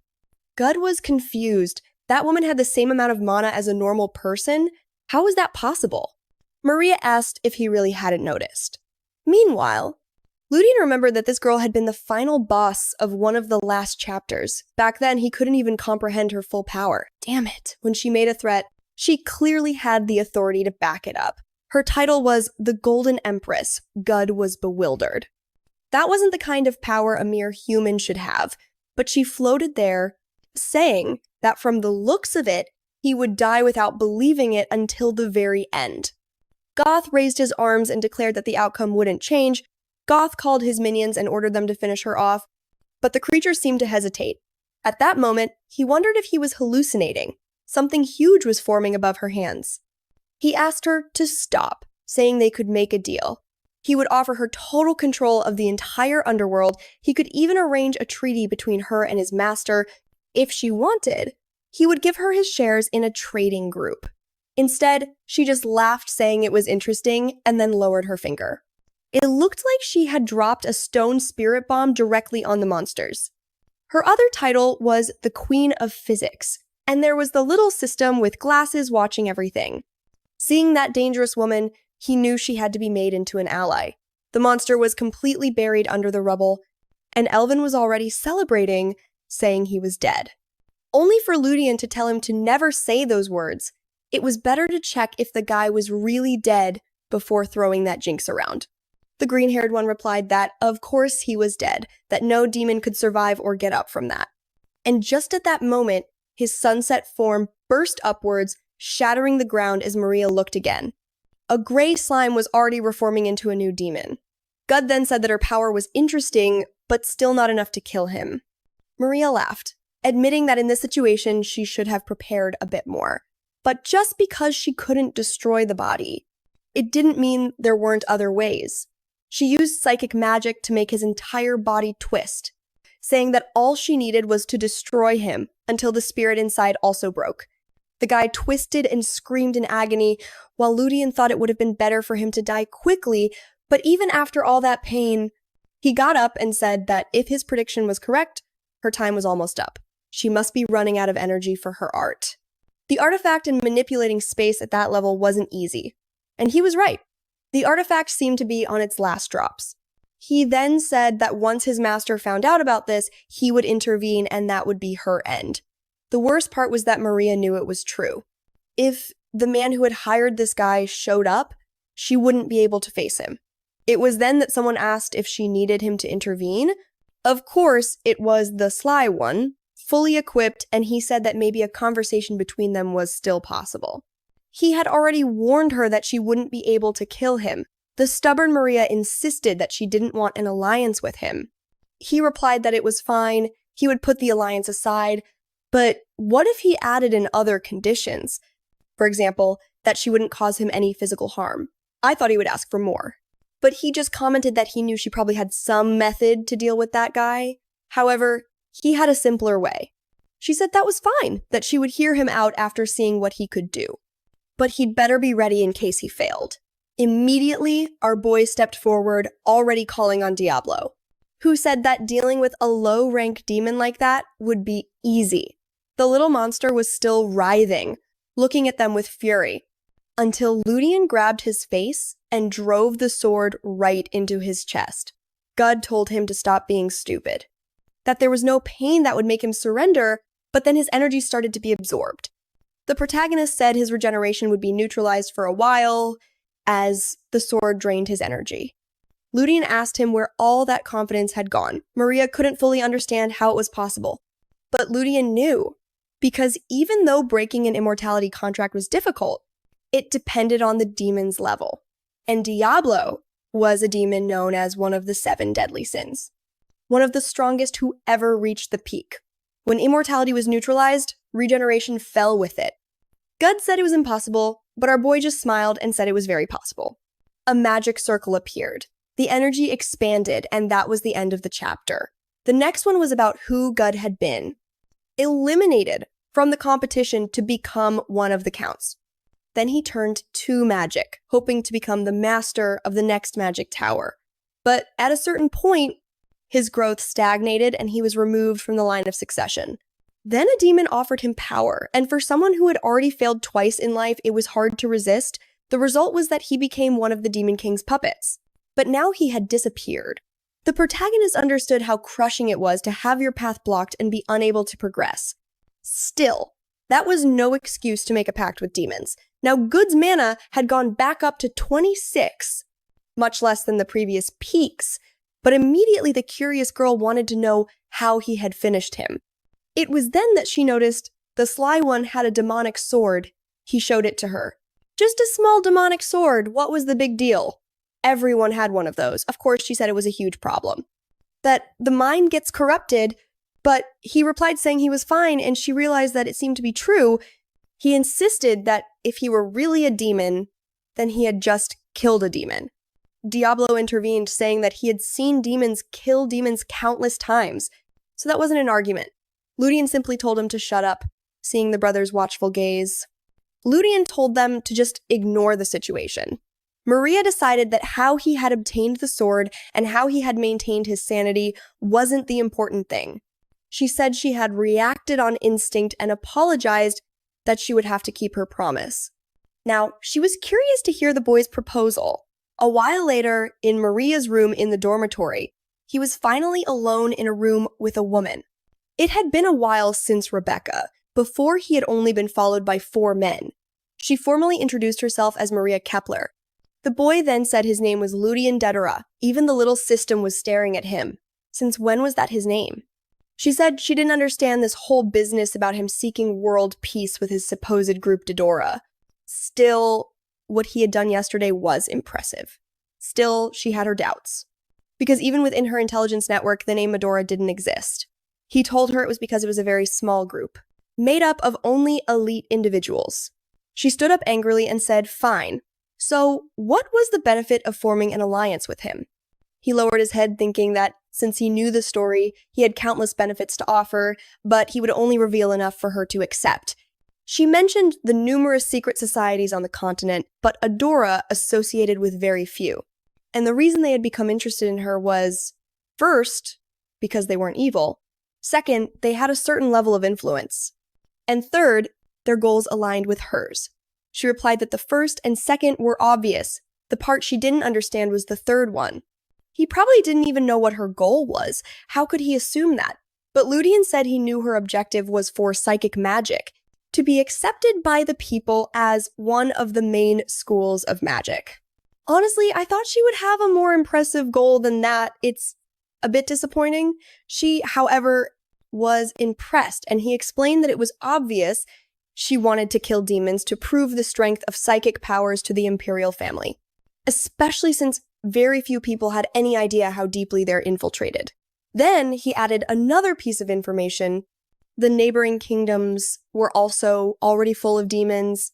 If she investigated, she would find out that what he was saying was true. Maria asked if they were really that deeply embedded in society. He said that, of course, he had Nagit as one of the heads of the Merchants Guild, a man who controlled more than 20% of the logistics. Obviously, he wasn't doing it alone.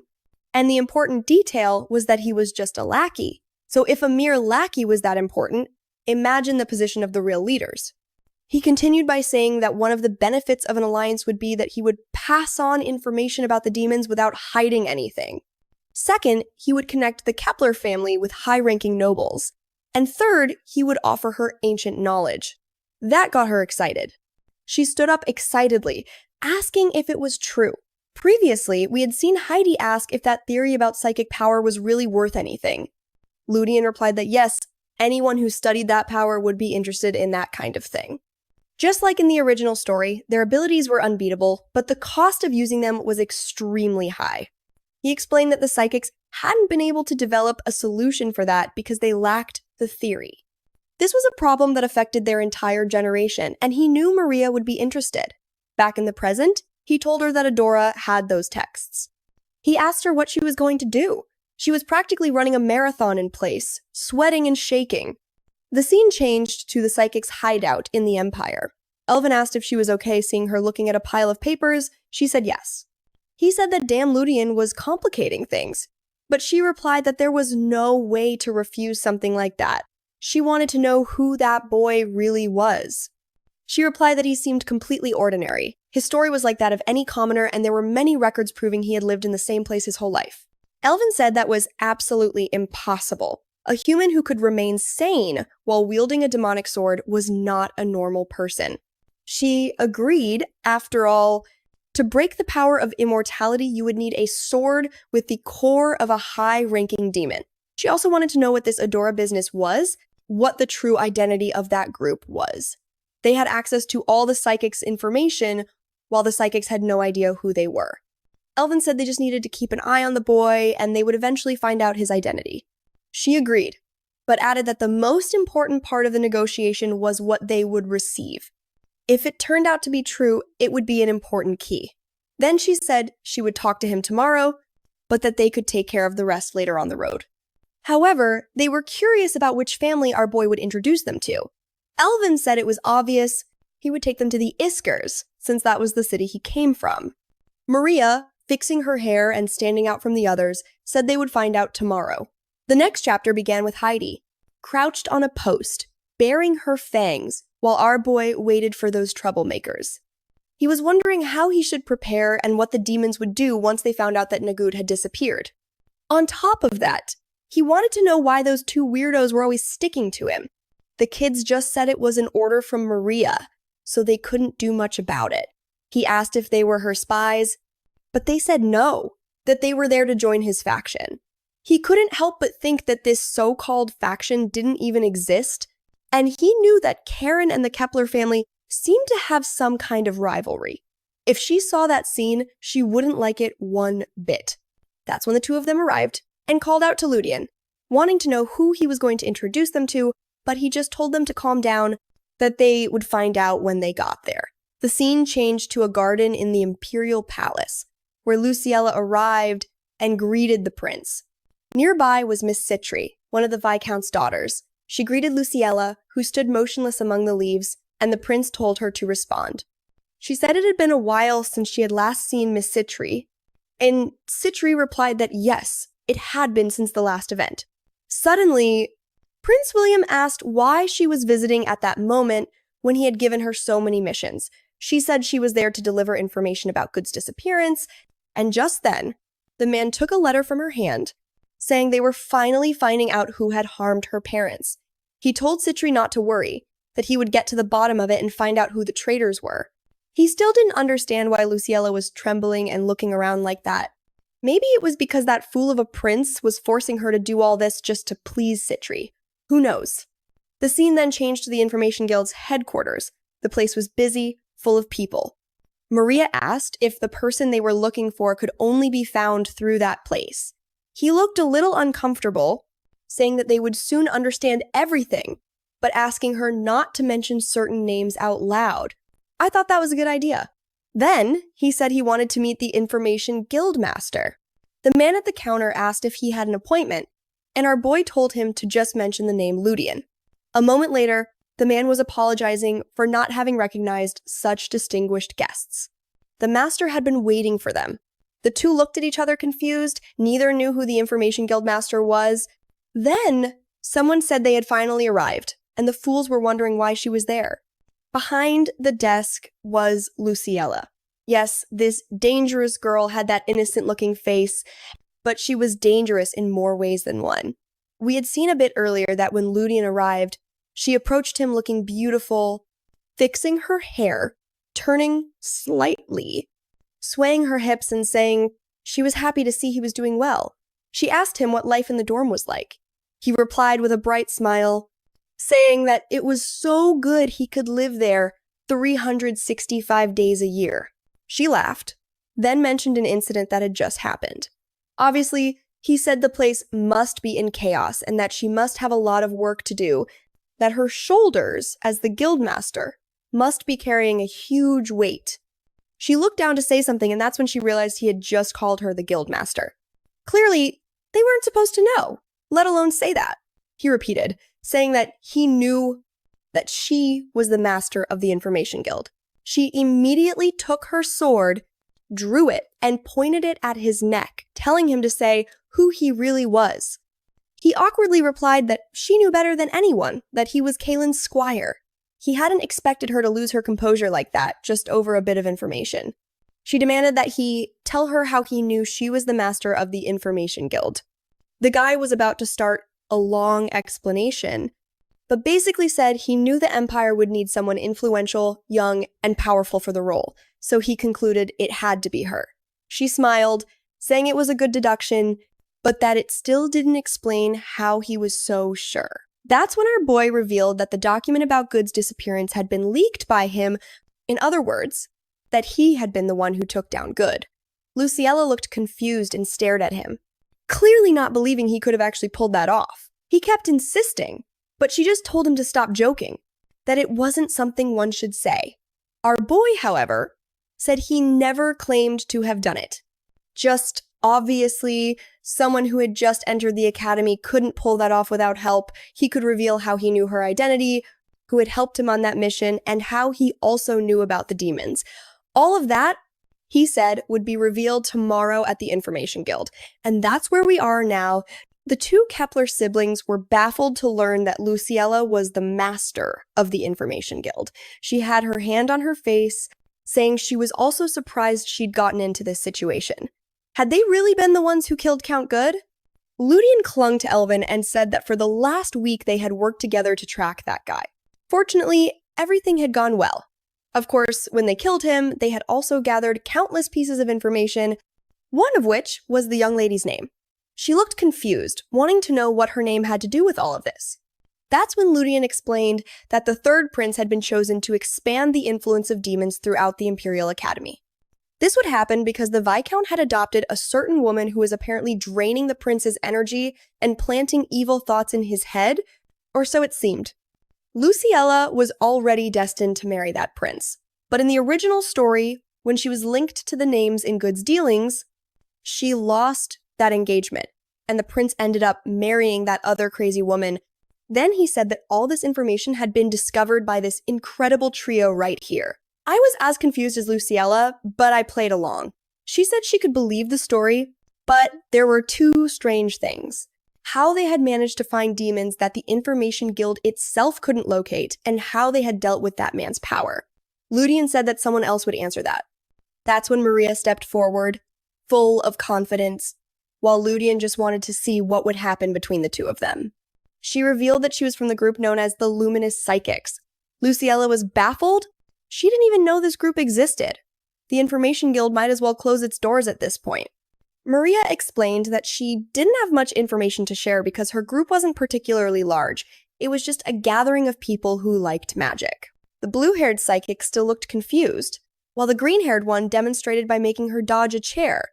This was the familiar form of psychic power that people knew, but with a simple clench of her fist, that same chair completely disassembled, turning into a stone on the floor. Luciella admitted that it was truly fascinating. She knew this type of power existed, but not at this level. She picked up the stone and said she was impressed. She never imagined a fairy tale-like ability would appear before her like this. She said she could believe this power was enough to defeat good, but she questioned why they had come there just to share this information. What were their true intentions? That was Ludian's moment to act. The three of them knelt on one knee, saying they wanted her to sponsor them. A little later, she was pacing back and forth because they had already requested for psychic power to be recognized on equal footing with magic. Furthermore, they had offered her their support, and with both forces combined, our boy said it would be much more effective to wipe out the demons. Luciella looked out the window, thinking she had nothing to lose. Demons were infiltrating the capital, and now a power capable of destroying them had fallen right into her hands. She said that was fine, but she would have to consult with her family first. The three of them, maintaining their composure, replied that in that case, they would wait for a while. Afterward, outside, Maria wanted to know how he had already found out that Luciella was the master of the Information Guild, and if Adora had other royals among its ranks. The sly one played it cool, saying that those questions couldn't be answered. Their alliance never revealed any of its cards. After all, he was the only wild card in this mess, and they couldn't know something like that. But to keep their spirits up, he told them to watch closely. He would make sure the Empire recognized psychic power as one of its pillars. Maria, fixing her hair a little, asked why he was going so far for them. He said he didn't want to see them living in the shadows, but rather following the path they truly wanted. Otherwise, they would eventually meet their ruin and they didn't deserve such a cruel fate. The two of them were left confused. He spoke as if he knew the future, but the truth was much simpler. Maria Kepler was his favorite character, the same Maria who was standing in front of him. The problem was that in the original story, she died as part of the protagonist team, and he wanted to change that. Later that night, in a carriage, someone was asking who was behind all this. With fewer eyes around, she asked if Citri already knew who it was. The smoke-like demon sitting in the carriage replied that there was no information. It seemed they had received news from someone named Rohan, and maybe he was connected. The woman said that this whole business about the body of the old man who had died was ridiculous. She didn't believe the story about Kazuya's mana powers being found near the Empire's borders. Kazuya's power, the same one our boy had taken in that first dungeon where he met Heidi. She laughed, saying that if no one had been able to get any information, then it must mean that they had used either a magical artifact or psychic magic. He ordered them to track down every person who could have been involved and relay the information. Of course, we already knew who. None other than the citrine bow seductress, the one who was draining the poor prince. Sometime later, on the training grounds, our boy knew he had 5 years to prepare before the real story began. By then, he needed to be at the level of a sword master. Some guys passing by told Ludian not to train so hard, to rest, maybe even party for a night. He thought that even the people in this region seemed decent. He had assumed all nobles were trash like Kalin.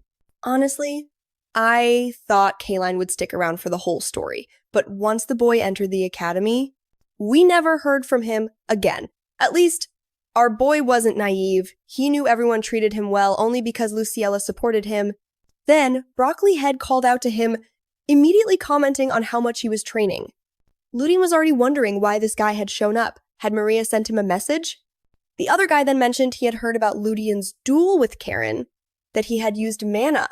Ludian thought there must be spies watching him, but the guy said no, he had heard it directly from Karen herself. He bought her a big ice cream, and she told him all about the duel and exactly what Ludian had done. On top of that, Ludian had misunderstood He and Karen weren't enemies. They had known each other since childhood. Not only that, they had even promised to get married. But things got awkward when they started competing for the same position. That led to them drifting apart, and that's when he decided to join Maria as her Master Sword disciple and help her build her empire. However, if he could become a supporter of the House of Fione, there would be no reason for him to become Swordmaster Elvin. Ludian wondered why this guy was telling him all that. He wasn't the least bit curious about him. Elvin then said that Ludian was strange, that his swordsmanship was terrible and he didn't even know how to behave in a duel, but he still had something that shouldn't have been possible. And that was the point. He once again pointed his large sword directly at Ludian's face. The next chapter began, and I have to admit, I still miss Rebecca. Maria arrived and someone asked if they had mentioned the name Adora. They couldn't trust someone whose intentions were unclear. Maria said that the psychic power theory they had presented was legitimate. Every researcher agreed that it was much more advanced than their own theories, something from a much more developed era. Her father said that her point was valid, but he reminded her that all those who sought world peace never lasted until the end. She should never forget that in 1,000 years, no one in the Empire had ever achieved such a thing. This was Matthias Kepler, her father, telling her to also remember that there was no record of the other things Ludian had presented, which made them even more suspicious. She said she knew, but then she remembered the boy's smile, saying it had convinced her that he wasn't fake. She confronted her father, saying the boy had fulfilled his part of the deal, so she had to fulfill hers, even if he was a dangerous guy. Her father said, fine, if she was that motivated, then she should be the one to take charge of this organization. Now, he also mentioned something about them using something called the Green World, which made him suspicious. In the game's lore, the title was 7 colors, all the colors, and one of those colors was green, an artifact that represented psychic power. The problem was that our boy didn't have psychic power, nor did he possess that artifact. I'm not sure, maybe we'll find out later. We jump back to the moment when the guy once again put his big sword in Ludian's face. Her brother immediately demanded to know how Ludian knew the family possessed the Green World. Ludian asked if that was really a problem, and the guy replied that of course it was, that less than 10 people were even supposed to know it existed. It seemed Ludian had suggested to Maria that she use that item, which left her confused. How could he know about that? The guy was acting far from innocent. Ludian said he didn't see it as a big deal, that he never said he would steal the item. Besides, he had acquired his power honestly. They accepted his proposal, knowing that the psychic powers obtained through the Green World remain locked at the beginner level. Wait, when exactly did he get that power? We weren't going to find out, or so I thought, but then there was a little system lying on his head, just chilling. After killing that Viscount, our boy had taken a bunch of study books.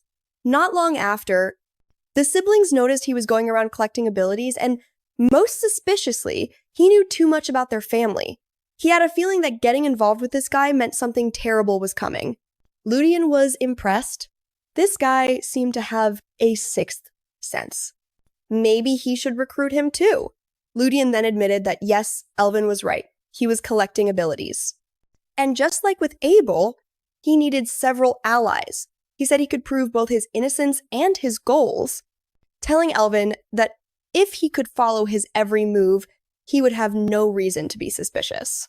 Elvin asked what he meant, and Ludian said he would prove they were in a genuine alliance. That was much better than starting a fight that could destroy their partnership. Our boy wanted to make him an ally, but Heidi was already thinking of making him a slave. Elvin finally said fine, he would keep an eye on him for a while longer, but he shouldn't try anything funny. For Ludian, that was fine. He had no intention of getting away from this guy anyway, until he returned to his room and found the guy inside, moving into his dorm. "Someone, please call Rebecca," Ludian complained, saying the dorm rules only allowed one person per room, but the guy replied that, as one of the Academy's prodigies, he had enough authority to do so. Besides, Ludian would actually benefit, since he would teach him a lot. Our boy just looked at him as if to say, learn from you? But you have to keep in mind that this guy was actually something of a boss in the real story, so maybe he does have something to teach. Elvin Kepler, 24 years old, 4,100 power. For the amount of stats he has, that's actually quite low. It seems the poor guy is starving, but he still wants to act all high and mighty. He should get rid of that green hair already. At least he could easily beat Alex and Gud too before transforming. Maybe for his age, he really did deserve to be called a little monster, and Elvin says it was our boy who offered to keep an eye on him anytime, so Ludian gives in and says that, fine, his help is always welcome. Elvin sits down immediately and says he has a little plan for him. Right now, the two of them are too weak. Facing demons would be like putting your head in a tiger's mouth. His plan is to get a helmet that won't break, even if the tiger bites. Ludian is a bit lost about what he means, but a little later we're already talking with Luciella again. She's tall with an innocent-looking face. She says that in the name of the Duke of Fione, she accepts the proposal. They must serve with loyalty and honor the imperial family. Then she tells Elvin that, as proof of their alliance, he will also start being trained by Keitel. Apparently he didn't like that news, because he looks a little upset. Then he wants to know what Ludian is going to do from now on and suddenly gets very close and stares at him. He leans in and whispers to her that Viscount Belstad gave his adopted daughter to the third prince. That little piece of information cleared everything up immediately. Luciella asks if he's trying to say that girl is connected to the demons. He says maybe, that at least it was worth investigating why. Not to mention that, connected to the demons or not, a parasite like her had to be eliminated. Wow, that was pretty dark of him and the other girl over there crying like she was losing her mind. Clearly the girl had some mental issues, but he still said that parasites really needed to be eliminated. Even Heidi shows up, telling our boy that he's the real demon. Here, Luciella calms down and says she wants to know what the next steps are. He tells her that the demons have already infiltrated both the army and the nobility. The first goal is to make them reveal themselves, and right after that, cut off all the limbs. But for that, he needs to get stronger, and there's a dungeon that will be perfect. Luciella says he must be crazy, that he should know there aren't supposed to be any dungeons here in the capital. But he replies that actually, the dungeon is right here in the capital. In fact, there are 3, but 2 of them have nothing to do with demons, so he's setting them aside. He says that he and Elvin will take care of this one. That place was perfect to kick off his plans, and now here we are in the Catacomb of the End, compared to the Minotaurs that greeted him last time. This place only has a few skeletons, and apparently, Luciella had already been here before enjoying herself. People are smiling too much for a place that's supposedly for farming. Meanwhile, those 2 fools in the back are asking when it will be their turn. They were there to gain experience, while Ludian thinks that things have gone wrong, that they shouldn't even be there, because there's something important he needs to take for himself. A little earlier, we saw Luciella in a good mood, thinking about this whole dungeon business.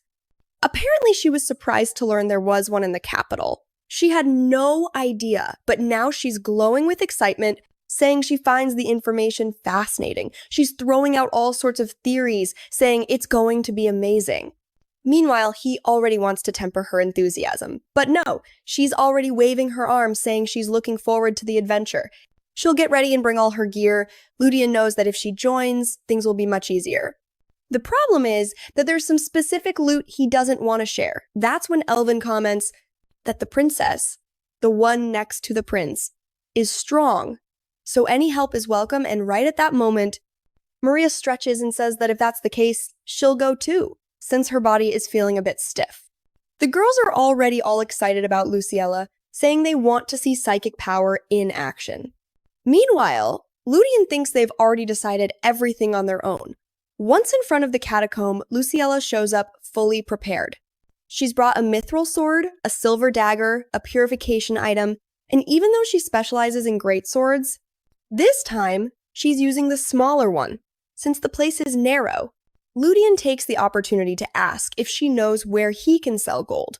Honestly, she replies that the ducal house can buy a good amount. He's been storing it all since that dungeon, because he's afraid people will notice he took everything and end up killing him. Still, she comments that the Kepler merchant group isn't weak, that maybe if he was in a bad spot, he should sell to them. Then, he glances back at her, and Luciella notices they've never really been on the same side. They both tense up, and she gets right up in his face in a yander way, telling him he'll have to explain later. He's lucky that she already trusts what he says. He just thanks her and says it's time to enter this dungeon. Meanwhile, Heidi tells the guy to stop lying, because lies don't get you very far. A little later, they're in front of a huge, seemingly endless tunnel. She tells him to explain the place, and he says he doesn't really know either, that apparently there was supposed to be a gravedigger here, but the man disappeared. Many people from the past were buried there, and the place was abandoned.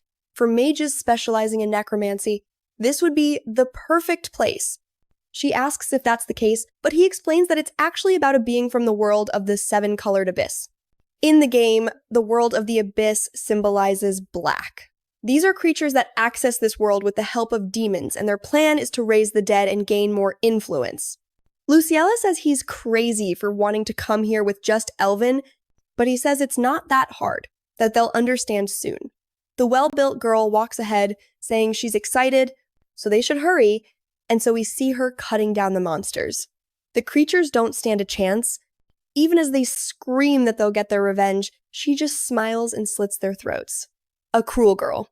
These monsters had 3,000 combat points. However, she was killing them easily. She's soaked in sweat, saying that this place is relieving her stress. Number 3. He himself feels pretty relaxed just watching her. The only problem is that the number of creatures here is insane. Luciella says she doesn't really like places like this, where quantity trumps quality, that it's boring. Right at that moment, Maria says it's fine, that she'll clear the way, since there's nothing here worth keeping alive. With a simple clench of her fist, all the monsters crumble.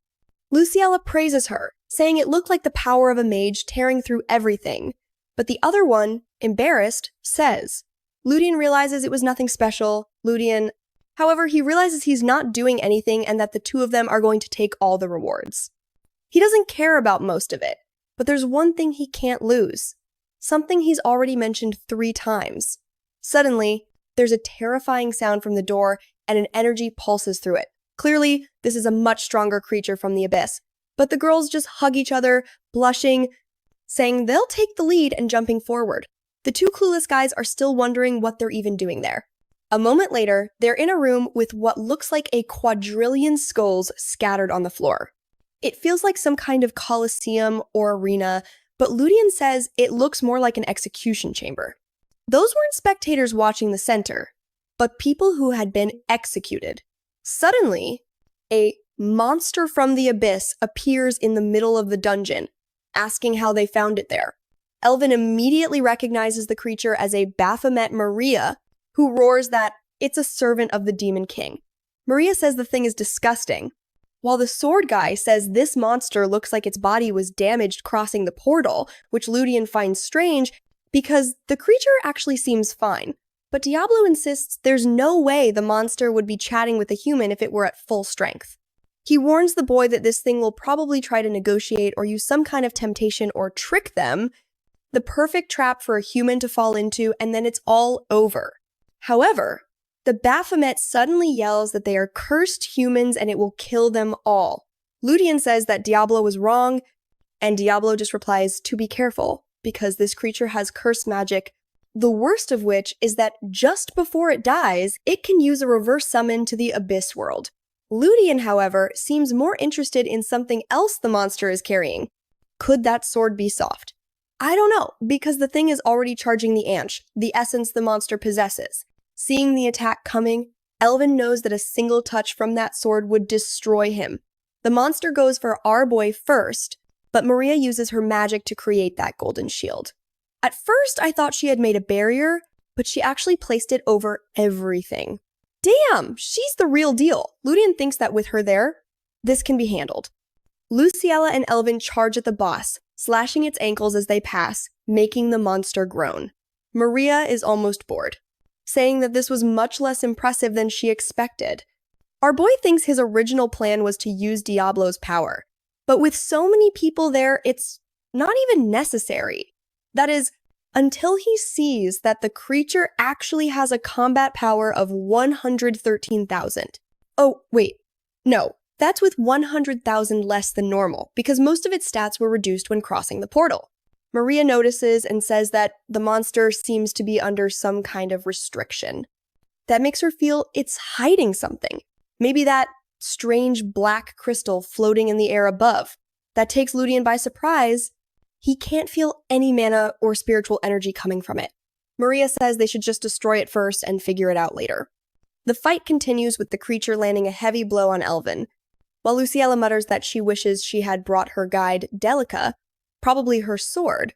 Ludian notes that only fools name their swords like he does. But enough of that, he jumps into the fray. Diablo tells him to stab the blade into its heart to absorb some energy. Once again, someone slashes its ankle. Seriously, that seems to be the only move these guys know how to use. The monster takes a swing, but it seems to miss as Elvin quickly moves under it. The Baphomet is getting frustrated. It knows these guys shouldn't stand a chance, roaring that it won't spare a single one of them. Our boy warns everyone that it's probably about to cast a curse before it dies. Everyone thanks him for the warning, and he sneaks up from behind again, saying he'll end it quickly, and the monster strikes directly at Elvin, who at least manages to block it, but Elvin still wants to know if Ludian really thought the two of them could handle this. Ludian tells him to stop complaining, and he goes. Homer gets even more irritated, confused by that barrier. Then he realizes it's because of the human girl and blames her. He's about to attack Maria, but our boy jumps in front. Guess what? More ankle slashes. Finally, the Levi grip technique works. It works, and the monster falls to its knees. It's about time. The Baphomet screams that if it had more time, winning would have been easy. Easy. Elvin says the thing is weird, incredibly weak, and does nothing but complain, but the monster smiles and says it won't disappear so easily, and even if it has to put everything on the line, it won't let those who humiliated it get away unscathed. Everyone there would be taken along with the demons. Ludian is startled, because why was this creature even mentioning demons? It was a monster from the abyss. Then the Baphomet throws its sword aside. Luciella wonders if the beast has given up fighting, but the monster smiles in a twisted way. Everyone looks up as it extends its arm and stabs itself in the chest. Immediately, Maria warns them to be careful, that this monster had taken its own life to remove its restrictions. In theory, that shouldn't even work, right? If you take your own life, you die. But maybe there was some additional power involved. In an instant, she lifts everyone off the ground in small spheres and sends them far away. Meanwhile, the beast screams that it offers all the life and mana it possesses. It begs the gods not to ignore the plea of this goat, literally calling itself a goat, and invokes the gods beyond the stars, and once again, nobody really understands what it's talking about. Those monsters from beyond the stars are the galactic creatures that appear in Chapter 3 of the story. But why would the Baphomet have any connection to those beings? It would be even worse if it could actually summon them. The sphere in the center of the room begins to rise higher, absorbing more energy. Ludian realizes he's done something stupid. Diablo warns him that the monster is using some kind of trick, that since it can't summon the king, it's resorting to something else. He explains that gods from other dimensions are difficult to summon, but the alien gods exist in this dimension, so they are easier to call upon. The problem is that the alien gods have no connection to this planet. So if they come here, the only thing they will do is destroy everything. Ludian realizes they are in serious trouble because it's the first time Diablo actually seems scared. The Baphomet keeps screaming for the ritual to continue. At this point, they should be hitting the stone, attacking it, doing something, but instead they just stand there saying how terrifying it is, finally, thanks to Maria. She says she's going to attack because they can't allow that orb to remain there. But Ludian tells her to wait a bit, to let it summon whatever it is first, so they'll have a story to tell later. He claims that interfering now will cause a massive explosion. The Baphomet seems to smile as its energy is drained. Maria, as sharp as ever, says he doesn't have the power to deal with what's coming, yet he's playing the hero. Smiling at her and saying the continent won't fall so easily. She tells him to wake up, that it's no time for speeches. Honest girl. Still, he says he's going to carve his words into the creature's heart. He could have done that a while ago, right? Diablo, honestly, it seems like he actually wants that thing to arrive so he can steal the energy from that otherworldly being. Diablo says the boy has finally understood the greatness he possesses. He asks Maria if she's ready and she says it's coming. Ludian, he walks away saying he'll be right back. He asks how much time he has, and Diablo tells him 1 minute and 30 seconds at most. Ludian says that's fine, but a little more, like 30 extra seconds, would be nice. His sword begins to fill with aura, and he says that every time he uses this power, he feels his life shortening. Diablo says yes, and that's incredible. That being able to use such a power in exchange for just a few years of life is worth it. Only now does Lucilla notice that our boy has a demonic sword, while the two nearby brothers say they want to see how long he can stay sane using something like that. Lucilla asks why everyone knew except her, but by then, Ludian has already lunged forward and strikes what looked more like a blue orb than the monster's body. He keeps clinging to the sword's hilt, thinking that Maria's barrier should be enough. He slashes and it seems he broke through the barrier protecting the monster. He tells the creature to get away, while wondering what kind of energy that was. At that moment, the monster recognizes Diablo standing before it and asks why he's there if he had been sealed during the War of the Angels. Diablo says that precisely because it knows that the monster really must be eliminated. Our boy unleashes a huge upward slash towards the monster's neck, and it seems to go right through its body. Meanwhile, Diablo tells the Baphomet to go back to the Demon King and send his regards. The creature writhes in agony, the crystal still suspended in the air, and its energy begins to drain until it's left skinny and withered. But Ludian has a small problem. He wants to transfer the demonic energy to Heidi, not to Diablo. After all, if that bastard gets stronger, it could be dangerous. In the end, he absorbs so much that the only thing left is dust. The large crystal that was floating in the sky falls to the ground and shatters. 2. Ludian relaxes, saying it's all over. But Diablo tells him no, that there's still something left. 3. Everyone looks up wondering what it is, and then a Cyclops appears. It actually has 3 heads and an arm full of eyes. Not even Ludian, with his knowledge of the future, knows what it is. In the expansion about space creatures, they are more like squids. None of them have a humanoid form. Diablo says this isn't what the goat was trying to summon, that it's something much more dangerous. Ludian already knows the obvious, they're screwed, but what's he going to do? The thing starts to shrink a bit, then it approaches them and starts speaking in an incomprehensible language. Not even Ludian has any idea what it's saying, but Heidi translates with her little glasses and all. She tells them the creature says there's no need to look so scared. Unlike the others, it's not here to fight. Ludian is surprised, but quickly points out that Heidi looks a bit like an alien herself, so it makes sense she can understand it. She tells him to show some respect, that that's cruel, she's an amazing artificial intelligence with multiple abilities, so our boy asks Heidi to tell the creature to change into something more humanoid, instead of keeping that terrifying form. Since it comes from another world, the creature can see Heidi and starts speaking in that strange way again. Heidi reports back, saying the creature claims it's hard to imitate the human body because it's too simplistic. Suddenly, the monster starts to descend, saying that this language is difficult. Wait, it's turning into a girl. She then calls our boy the Chosen One and Heidi the Sealed One. Together, the two of them make a very interesting pair. And that's why she'll be following him for now. So now we have a 3-headed humanoid Cyclops for anyone out there with that particular preference. Look, man, what are you gonna do? The whole group is kind of confused. She gives them a harsh look, and Ludian has no idea what this crazy woman is talking about. What's even stranger is that he doesn't remember any god or cosmic creature that goes by the name of... Then Diablo says he knows countless gods who participated in the Celestial War, but he has no idea who she is.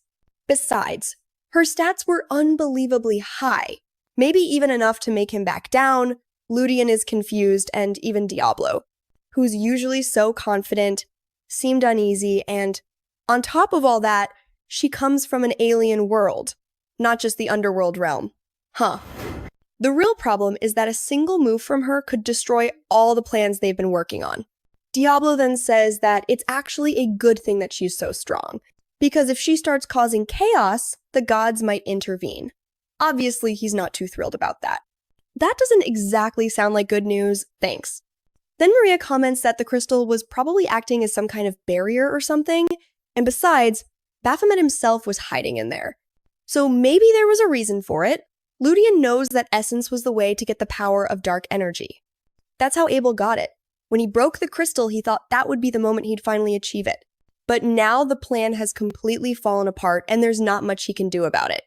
She steps aside, signaling for Baphomet's sword, which drops right in front of him, and orders it to shrink. Once it's tiny, she picks it up and hands it to him. Honestly, I thought our boy was about to become a Kirito 2.0 with those little swords, bro. However, he's a bit unsure. Can he really accept something like this? His peaceful side says he already has this one here and that it's much better. Maria says that maybe Luciella would want it, since she's the one who uses a big sword. She trembles a bit, saying it's okay, he can take it, she already has hers. Elvin says that's fine, then if that's the case, he'll keep it for himself and for our boy. Even though he didn't get Baphomet's essence, it's not like it was a waste. He gained some experience and leveled up a bit. Man, our boy is at 1,920, basically broke. That Alex from the beginning had 3,500, or maybe his power is bugged. Because according to him, that amount of mana is what a high-rank mage would have back then. When Luciella asks how they're going to deal with this girl who just appeared, she looks at them as if trying to solve the problem. Then he asks if Jeff is going to follow Ludian, and he says yes, and explains that she can even hide her identity or something like that. The problem is that he doesn't know why this girl appeared, what she's doing here, or why she's interested in Ludian. And what's even scarier is the indifference she shows towards everyone else's presence. It's almost as if no one is a threat. Yeah, only our boy knows how powerful she really is, although they should know the girl was born from a cosmic monster. Ludian asks why she's going to follow him, and she replies that it's fun. It seems everyone just wants to follow him for that reason. Maybe she'll become a piece of equipment, an earring hanging from his ear. That's exactly what our boy is thinking. Especially since Diablo said the same thing about her, that she was interesting. What he doesn't get is why all the divine beings think his path is going to be so entertaining. He just wanted to survive. He crouches down and asks her if she's going to interfere with what he's trying to do. And she says no, because that wouldn't be fun. And it could also be a hassle. He asks her to explain, but she says she's not in the mood. Probably because she doesn't want to interfere so that the gods, not all of them, interfere with her interference. So our boy starts giving orders, saying that if she's going to follow him, she can't use her power under any circumstances. Everyone there agrees, saying it's a good idea. Also, she must absolutely hide her power so that no one knows she's there, after all. He doesn't want other powerful people to be drawn to her strength. She looks strangely to the side and says, okay. Then he says he has one last request, and the scene cuts to a nobleman screaming, demanding to know what's going on. A man, crouching down, apologizes to his master, saying that Baphomet's barrier was too powerful and now it's difficult to understand the situation. The limping man, who already looks like a demon despite being human, wants to know who the bastard was. They tell him the documents came from Lady Luciella, but he refuses to believe it, saying that the wretch who reeks of milk wouldn't be capable of something like that, and for him, the worst part isn't even that Baphomet is dead, but that he died without them having the slightest idea that someone was plotting to kill him. He starts to activate his power, saying that the result of Baphomet's death should have been the destruction of half the capital. Then he calls for the damned Asmodeus, asking when she's going to take care of Luciella, and wow, this is the goddess of lust. But now I'm actually scared. She looks more like some kind of dealer. What the hell is this? And she just asks why what that damned Luciella does would be her fault. Her target is the third prince, not that woman. She had been causing them problems.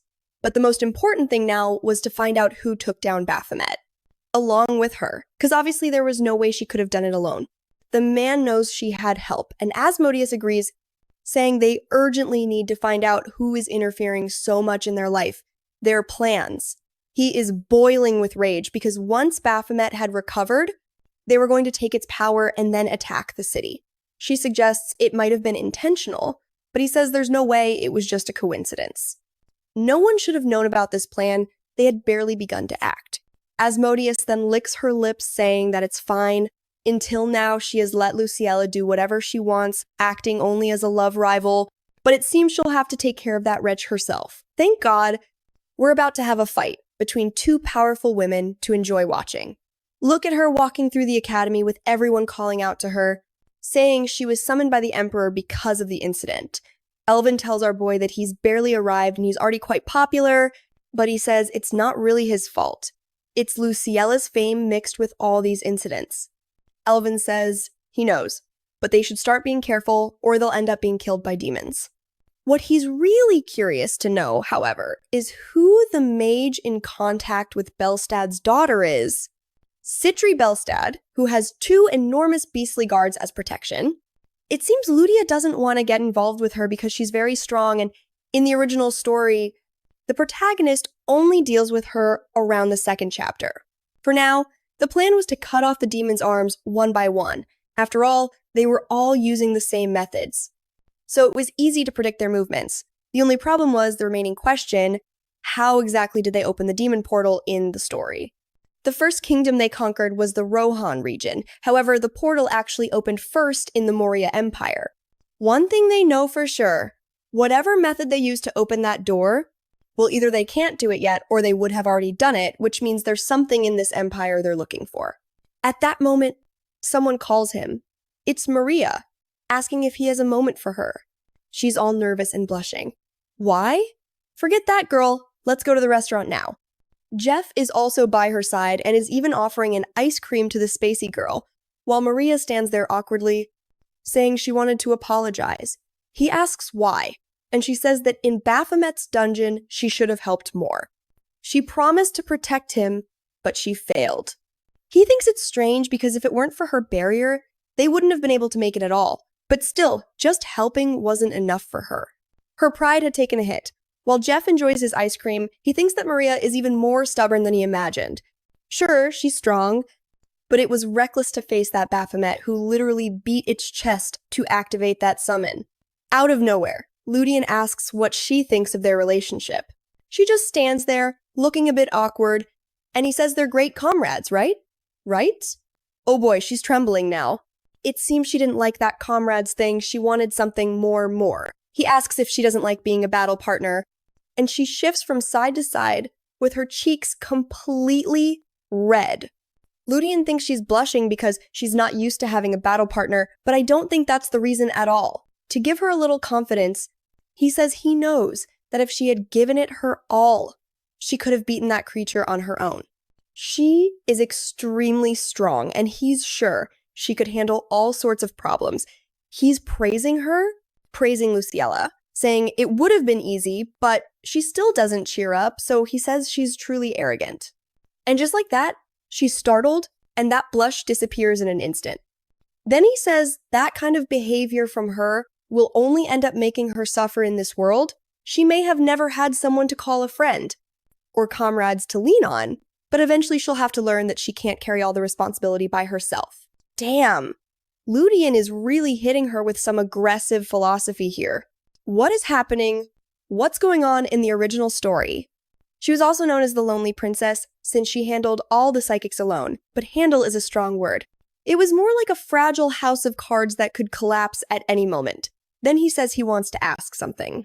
Why during that fight against Gudebelstad didn't she let her blonde brothers participate? She explains it's because she could handle it on her own. Ludian then asks, how long is she going to keep living like that? And what would happen if at some point an enemy appeared that she couldn't defeat on her own? Even in that situation, she would try to deal with them without anyone's help. The protagonist knows she acts that way because she hasn't yet encountered that type of enemy. But sooner or later, one will appear. Honestly, I'm not sure what's going on here. Oh, I get it now. He's giving her a moral lesson while she eats her ice cream. Finally, he holds out his hand and says, let's be comrades, you stubborn girl. When you're starving and not busy fighting enemies, I'll help you. The blush returns to her face, and he remembers that in the original story, she opened up to the protagonist, revealing all sorts of things she wanted. To be pampered. That she wanted someone to walk by her side and more. So he tells her that he's here to be her comrade and support her with whatever she needs.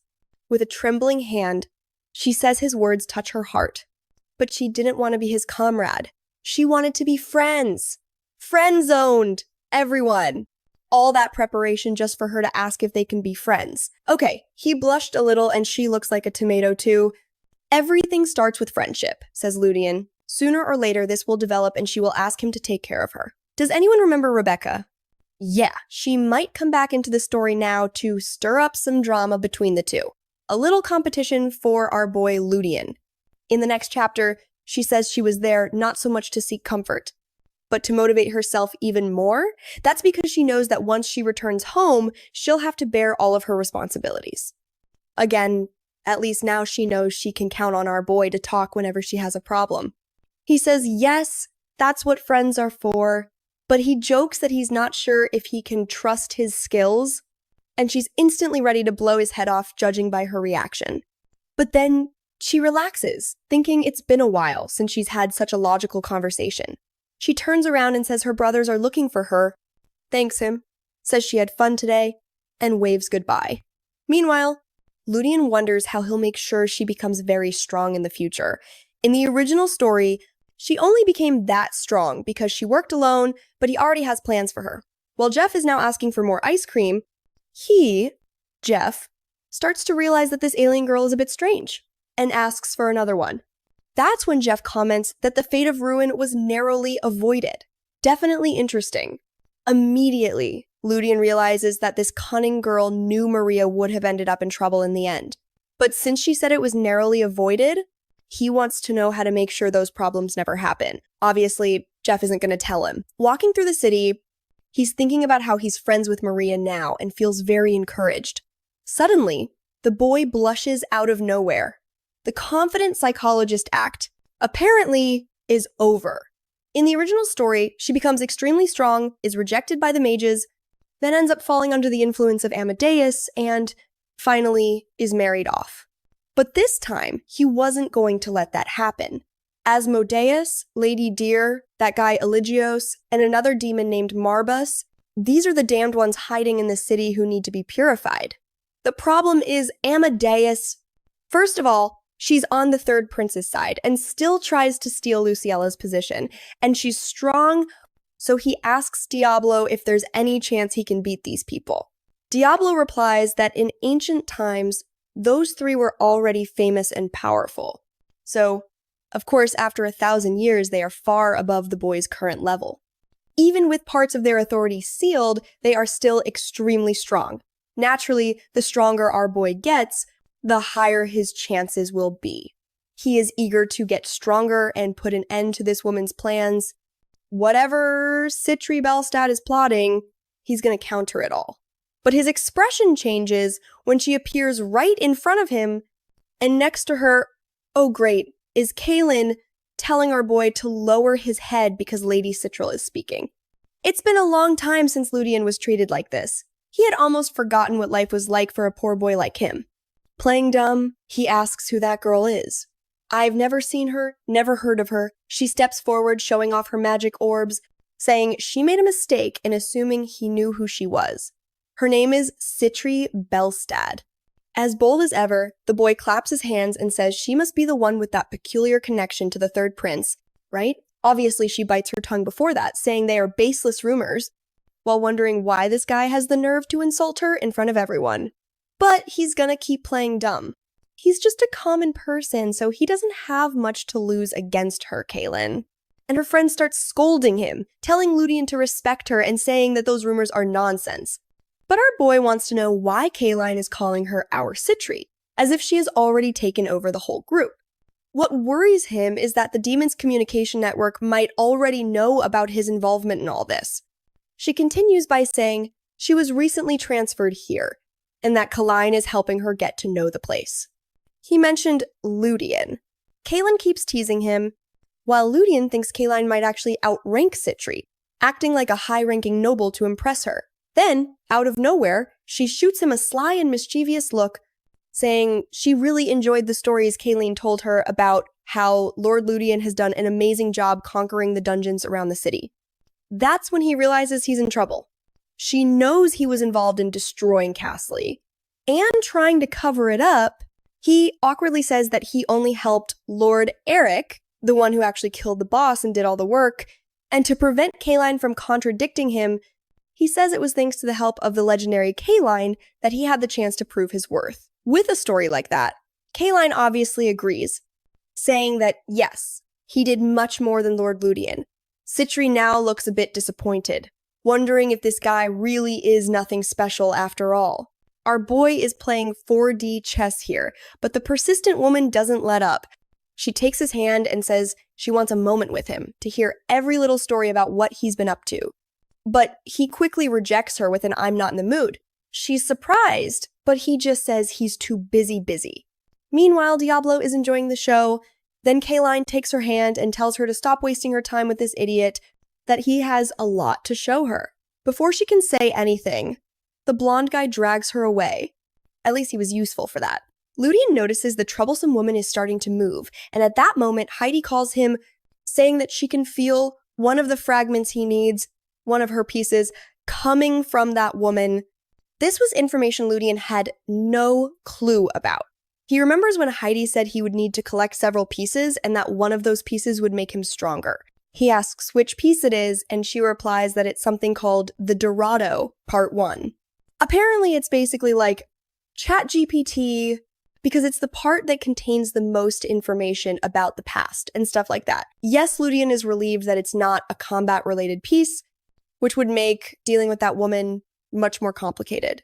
But then Heidi explains that although it has nothing to do with direct combat, it contains information on all sorts of magic and war machines. Depending on how the things stored inside are used, it could destroy 1 or 2 planets. That's when Ludian starts connecting the dots. Could this terminal be related to that portal that opened in the Empire, since it's an object with such vast knowledge? Maybe it's not a coincidence, and just then, he says it looks like he's going to have to play with Asmodeus for a bit. Next chapter, Lucia informs the Keplers about Citri's entry into the Academy. There was no way to stop it, since the third prince himself made sure of it. To make matters worse, the Empire specifically requested that she be protected and not face any danger.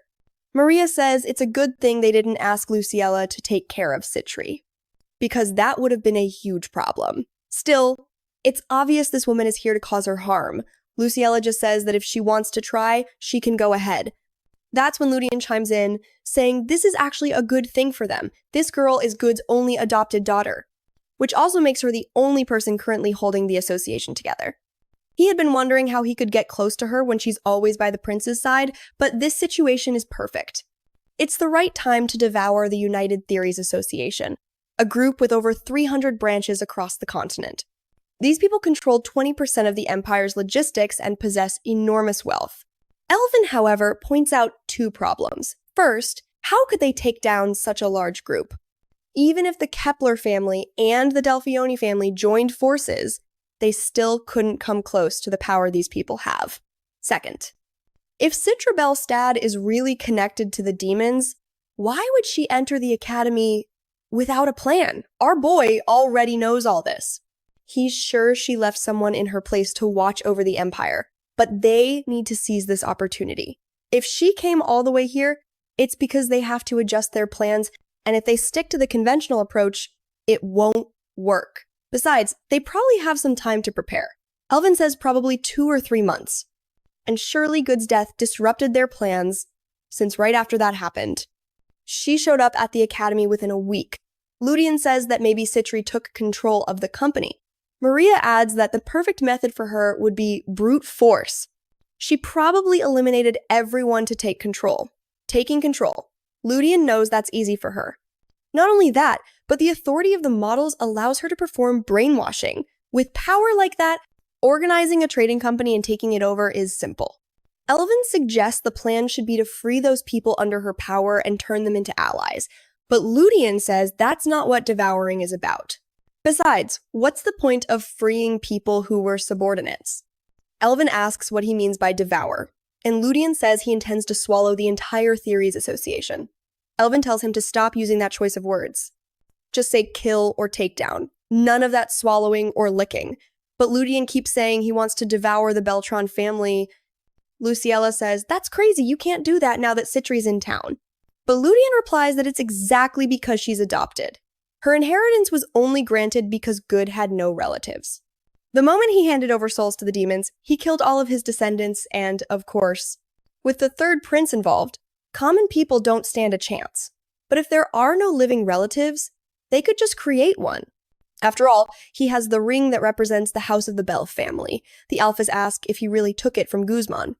And he says yes, that this thing is very convincing. He then admits he couldn't devour everyone on his own. He's just laying out the plan.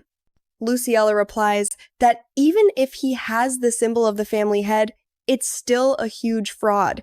He retorts that they can simply have the prestigious Delphione family verify if it's real. Now, do you want to know what Luciella's decision will be? She says it's a good idea, which even surprises Elvin, who says he finds it a bit crazy, but now she's motivated, saying they're going to take down that association. Soon, the newspapers start spreading the news. He thought they would use some random person, but the one claiming to belong to the family of the late Gus is none other than Ludian himself. Everyone knows this will cause chaos in the Empire. And the problem is that if Ludian is actually accepted, the third prince will surely leave Citri for good, she'll lose all her influence, and there's the third prince, who even looks a bit like Kalin, furious that the Delphians are going too far. Citri tells him to calm down and that she'll handle it. He nervously asks her what she'll do, and she says she'll speak with Rushan personally. She pretends it's probably a misunderstanding they can easily resolve. But in reality, she's already studied Ludian's background and is eager to kill him. On the other hand, since he wants this family so badly, maybe she'll give it to him, obviously after making him her slave. The seductive authority she possesses has clearly clouded her mind. Dangerous territory here. Suddenly, she's right in front of Ludian. He turns and runs. He knows he can't handle this. She says they're from the same family, and he laughs. She continues to act all flirty, saying the whole succession business has become a mess, and that since they're close, they shouldn't be fighting. He laughs again, saying it's funny she'd talk about that when they're both claiming the same inheritance. So she opens her arms and says she can give him the position of head of the Belstad family if he wants, on the condition that he stays close to her. He asks if being close is really what she wants. She's practically drooling, saying he's fallen into her trap and starts unleashing her powers all over the place. She tells him she doesn't just want the head position, she's sure he must want to get rid of Luciella too. So why not ruin her plans together? If he supported her, she would make Luciella his slave. He'd have pleasure, wealth, honor, and everything he could ever want. He says without hesitation that everything she's saying is pure nonsense. She's stunned, not understanding. He asks if she wants him to repeat himself. She backs away, trying to figure out how he can resist her. She had used the demon's authority, which is supposed to be absolute. Heidi laughs, saying that compared to Diablo's attempt, hers was pathetic. Citri then demands that he tell her who he really is, since the only people her power doesn't work on are members of the dragon race or descendants of a god. He just says it's funny, everyone keeps asking about his identity. He also points out that she talks a lot like Miss Castley. That's when Citri realizes it was him who broke the blood tomb. The problem for her now is that if her seductive authority doesn't work on him, she has no way to kill him. The Sly Man sits down and tells Miss Asmodeus to make herself at home, along with Elagos and Marvis. They had been working hard to open that door. Her anger only grows as she sits down, demanding again that he reveal who he is. He not only knows her identity, but also the identities of everyone else involved. Ludian, however, says who he is none of her business. He's here to get straight to the point. How about Lady Citri Belstad forms an alliance with him, after all? He knows that until the moment the demonic gate opens, everything that happens to her is insignificant. Besides, there would still be at least another 3 or 4 years. She's getting angrier by the second, now that he's even quoting dates. She starts to think that no matter how strong he is, even if it costs her life, she has to kill him right here. He laughs, saying that she's jumping to an extreme solution, but that if she's in such a hurry, she can try. Still, the moment she made a move, everything he had planned would be ruined. Finally, she gives in and asks what he really wants. He says that he's already proposed the alliance, and besides, that she should know she was the one who entered his territory first. She has no idea what he means by territory, while he's clearly trying to play 7th dimensional chess, telling her that he doesn't care who she is. since he could wipe out her group whenever he wanted. He isn't even worried about that supposed gate. The real problem is that the other kingdoms are also facing issues. Therefore, she will have to compensate him properly and accept a non-aggression pact. Naturally, she asks what the price is. Inwardly, the boy smiles. It's simple. She has to hand over the Merchant Association. He knows that it's financially inconvenient, but when the gates open, none of that will matter. Also, they're forbidden from touching any member of the Delphione family. She asks if that's really all, and he says there's just one more thing. She should stop seducing Kalin because he is one of his subordinates and he doesn't want to see his friend's life ruined. He's going pretty far to protect that troublesome blonde, isn't he? Our guy is being a real friend here, even though that blonde clearly isn't. Of course, Kalin is probably already under the influence of her power, and that's not something easy to resist. Citri trembles, not knowing whether to accept or not. The problem is that she has no idea what kind of seal could possibly contain all this information, something that no human should possess. Ludian already imagines her tied to a chair. She would have no other choice but to accept, and, of course, she eventually says it's fine. In the name of the goddess of lust, Asmodeus accepts the terms. He laughs, and she adds that there is one thing. She won't give up the third prince, because she has invested too much time in him. He says that's fine, that he doesn't care about that guy at all, since that fool abandoned Luciella. Ludian doesn't give it a second thought. Then he swears that the Delphione and Isker families will not interfere with the families hiding demons, and she swears not to interfere in anything he is planning, not even at the academy. Obviously, this would only hold until the gates opened. She asks for the name of his group, and, he says it's Adora. She then gets up, saying that she knows they are being watched, and warns that his arrogance will one day come at a very high cost.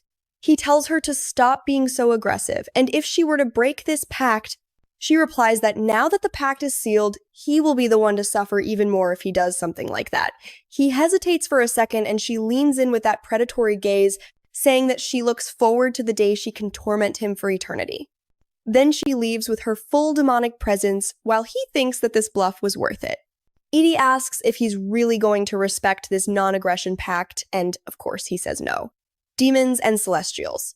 They're bound to keep the pacts they make, but he's not even from this world. Heidi makes a little horn gesture, saying he really is a demon after all, and he just nods. The scene changes back to that demon from before, asking her if she's lost her mind, but she tells him to shut up, saying she has no idea how, but that boy already knew their entire plan.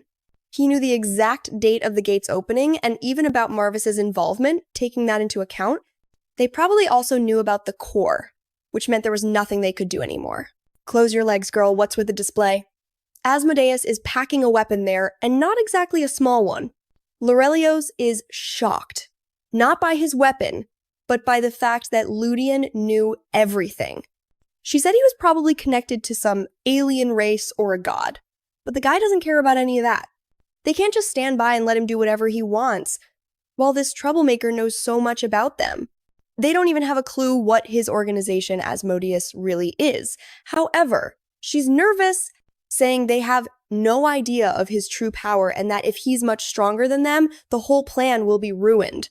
He replies that she was the one who made the pact, not him, so he's not violating anything. She calls him a lunatic, but says it's fine under only two conditions. First, that he never fights inside the capital because, win or lose, the entire plan would be ruined. Second, that if he loses, he will be exiled. Exiled. He's surprised, and she warns him that if he doesn't accept those terms, she'll talk to Marvis and have them sealed until the gates open. The guy says, fine, he'll accept those damn terms. She leaves in a rage, telling him to just start whatever he wants. Asmodeus may be a threat, but at least he's easy on the eyes. The scene changes to the refined Fione estate, where someone is telling the royal family that this is unacceptable and to bring out Luciella. It's the third prince, yelling at everyone as they try to calm him down, telling him he's crossing the line. One, I think it's Luciella's father who appears, telling him to stop being disrespectful and come inside so they can talk. Two, the prince is furious, demanding an explanation from House Fione, saying they'd better have a good one. 3. I think it's Vincent who speaks, telling the fool to get ready to explain himself. Then he comes face to face with Luciella, with our cunning boy in the background. She greets the third prince with a smile, and he immediately sits down and asks, "What kind of joke is this?" wanting to know why she threatened Lady Citri. Luciella says she has no idea what he's talking about, that she hasn't even met that woman, but William claims that Citri revealed she met with someone named Ludian and that she gave up all her rights afterward. That wouldn't have happened if Luciella hadn't intervened. She turns to our boy and asks him to explain. He introduces himself, "I am Ludian Belstad." The prince says he's very bold to call himself a Belstad. He must be asking to have his neck cut off, but our boy comments that clearly that man is never going to grow up. The prince immediately stands up, accusing him of provoking the imperial family. Ludian just asks why he keeps acting so recklessly. Thinking that acquiring the trading company would be enough to replace the Fionis was pure stupidity. William tells him to shut up, that he doesn't understand power and the political influence he has within the Belstad family, and promises that the boy will be killed. He adds that he preferred the support of the Belstads because he didn't want to marry poor Luciella. And I still don't get why she looks so sad. Girl, just leave this weirdo already. The prince approaches Ludian, saying he doesn't know how he got the family's symbol, but he'd better hand it over now. Even though the Delphiones are one of the 3 main families, they can't challenge the empire. Ludian asks what he would do if, in reality, the 3 main families were united. Suddenly, the door opens and someone in a witch's hat enters, saying it's been a while since he saw the third prince. He asks what Grey Bellatrix is doing there. That family is like the Delphiones, but in the world of magic. They are the rulers of magic, and the person who was also part of the protagonist group in the original story, known as the God of Mages, was this guy, Grey Bellatrix. As long as he doesn't become one of those who constantly cling to the protagonist, begging for attention and following him everywhere, things will be fine. Then we see that the day before, he had gone to talk to Luciella, telling her that now that they had formed a partnership with the demons, they had managed to buy some extra time. But she said they were in serious trouble with this whole Belstad affair. Checking the documents, he saw that unfortunately the Belstads didn't have many properties anymore. He asked how that was possible, and she explained that it was obvious. Right after his death, everyone started looting everything they could. Less than 30% of what the man owned remained. Even with a heavy investment from the Delphiones, it still wouldn't be enough. So he said they couldn't risk their family's power, which meant they would need to involve another house. He reminded her of what he had asked in the dungeon about selling gold. When she asked what that had to do with anything, he told her they were going to bring in the Bellatrix family. Then we see them arriving at Grey's study. Grey greets Luciella, calling her a stick, saying she's too skinny. Oh my god, this mage lives in his own world, just like in the original story. Ludian knew this guy was full of himself, but no one dares to criticize his personality because his skill is enough to shut everyone up. Luciella says he's still as arrogant as ever, and he simply asks her to say why she's there. She immediately offers the Bellatrix family the chance to take the top position among the merchant leaders. Grey finds it strange, knowing the third prince has his eye on that spot. And why they drew her with that peculiar shadow over her face, I don't know, but she tells him that circumstances have changed. Still, he sits at his desk and says he'll have to refuse. There's a lot to gain from this, but he doesn't want to go against the imperial family. She insists, saying that with the 2 of them together, not even the imperial family could oppose them. But he replies that the odds are still 50-50. If she wants him to join something like this, she'll have to offer more. That's when Ludian steps in, saying he has something to offer. He shows a few magic-wrapped gold bars, explaining that their purity is very high. He's interested in converting them into money and wants to know how much they could offer. Grey takes one and says that a single bar is worth at least 200 gold, which surprises Luciella, since with 200 gold you could buy an entire house in the capital. Grey comments that not even the elders of the Magic Tower could obtain such refined items, so he asks where Ludian stole them from, or where he got them from. Ludian says they came from a dungeon, but he can't say which one. He wants to avoid attracting more interest from the Iskar territory to plunder that place again. Gray says that's fine and asks if he's going to sell them, but Ludian says no, that's not the only thing he wants to sell. Then he tells Heidi to open the inventory, and suddenly, gold coins start raining down in the room. The man is stunned. It all seemed to be magic metals and rare Bellatrix stones. Meanwhile, Ludian thinks about how that wretched Castley had really accumulated an absurd amount. Gray admits that it would be difficult to buy all of that, since its value is equal to that of an entire territory, including farmland. But, of course, what Ludian really wants is the support of the Bellatrix family. Thanks. Gray then says he will try to convince his mother. Ludian replies that he'll have to insist and then immediately shows him a book. Gray recognizes it as something written by the legendary archmage Castley. Ludian asks if he wants it, and, of course, Gray says yes, that this is a book that could unlock centuries of knowledge. Luciella, uncomfortable and looking away, asks where he got it from and he tells her to shut up. Back in the present, William says that even with the families united, they wouldn't have the authority to overthrow the imperial family. But Gray gets straight to the point. He says the opponent isn't the imperial family, but the third prince. After all, the third prince should already know perfectly well that the Bellatrix family supports the second prince. That's exactly why they came to him, and he says he's looking forward to this partnership. So the third prince would be better off forgetting the skinny girl and enjoying his days with his other woman, because if not, they won't let him get away easily. The fool leaves, saying that this matter is far from over. Gray then turns to our guy and asks if he enjoyed the show. Ludian thinks to himself that things are finally starting to get interesting. At the same time, Gray is already walking away, saying he needs to get back to work. The guy is productive. Ludian thanks him. He's eccentric, but it's worth it. Now he has to comfort the weirdo over there with tears in her eyes. I'll never understand, did she really like the third prince? What is going on in this girl's head? Apparently, she really had feelings for him. She remembers how, as a child, she was always adventurous, while he preferred modest women. But she never managed to be like that. Ludian likes to imagine that grand image of her, Luciella, the commander, charging to the front on the battle lines. Clearly, she was never born to be a modest woman. He reveals that the emperor once said that if Luciella had been born 10 years earlier, he would have married her. Honestly, with statements like that, the emperor sounds like someone the Imperial FBI should be keeping an eye on. She's a bit surprised, but then he tells her not to be downcast, that it doesn't suit her. She agrees, saying it really doesn't make sense.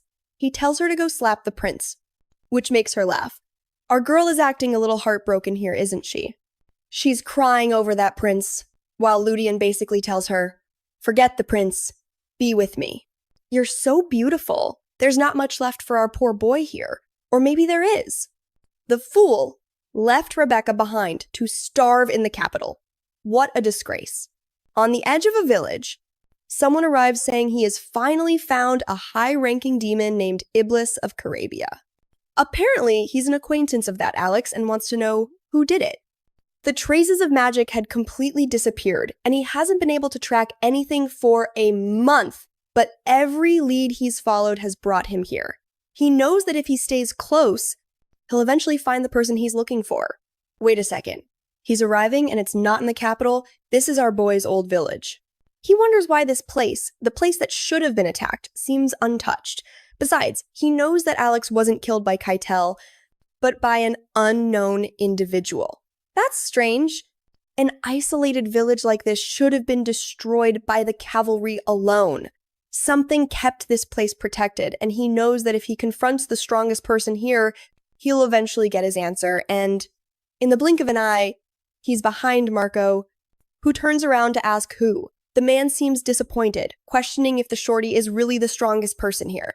Marco goes to grab a knife, but in that same instant, the stranger grabs his face and orders him to shut up and answer a question. What happened in this village when it was attacked? He lets go of Marco, who asks, why do you want to know? He's now sure that this stranger is not from the Empire.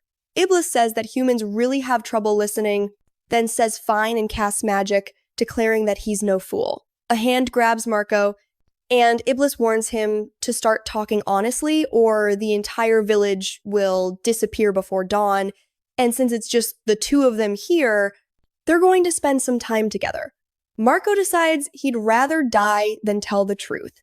Iblis complains, saying he should have at least learned some form of mind magic by now. Now he'll have to handle this the hard way. Marco is sure this is where he dies. But then our dear Rebecca shows up, calling for the chief and asking, what's going on? She already has that dazed look in her eyes. The guy is confused, wondering why he didn't sense her approach. He asks, who is this girl? Finding it strange, he gets the impression that a high-level expert is arriving, but her mana feels average, nothing special. She stumbles towards them alone, and he decides to be cautious, launching a few spells in her direction, and damn! She's pierced immediately. What the hell? No, don't kill Rebecca like this. Not when I just said our boy was starving in the capital. Marco screams, saying he'll kill the bastard, thinking that in the end, she wasn't much of a threat after all. He also lands a blow on Marco's leg, but suddenly, Rebecca is already behind him. I thought she was going to accomplish something, but apparently she smashes his head against the wall again. He finds it strange that she's not even using mana to defend herself. Still, her attack doesn't seem to be doing much damage. Marco tells Rebecca to run, but now the guy is intrigued. Her hair is changing color. He notices it immediately, but decides it doesn't matter if he just cuts off her head, it's over. He launches an attack at her, but now it's her turn. She forms a ball of energy and starts to absorb his magic. He turns around confused, and Rebecca is already completely transformed. The real shock for him isn't just that. It's the overwhelming amount of mana she has. He feels like he's being completely drained and decides to go on the offensive. He unleashes another barrage, screaming for her to die. But a barrier appears and blocks everything. Once again, he extends his hands forward, launching a beam of light directly at her. But it all explodes, and she remains completely unharmed. Rebecca realizes that there's a strange power flowing through her body, and so with just a flick of her hand, she's already at his neck. Black demonic wings spread open in the sky. She grabs him, draining him until there's almost nothing left but skin and bones. He screams that this is impossible, but she tells him it's absolutely possible. A single look into her glowing red eyes is enough to see the demon within her. Iblis realizes that she has part of a devil's aura, which makes no sense. She's supposed to be just a normal human. All the demons of the throne should have been sealed long ago. He can't believe a creature like this has been hiding among humans.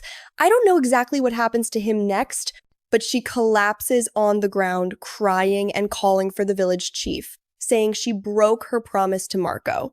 She had promised Ludian, but she failed.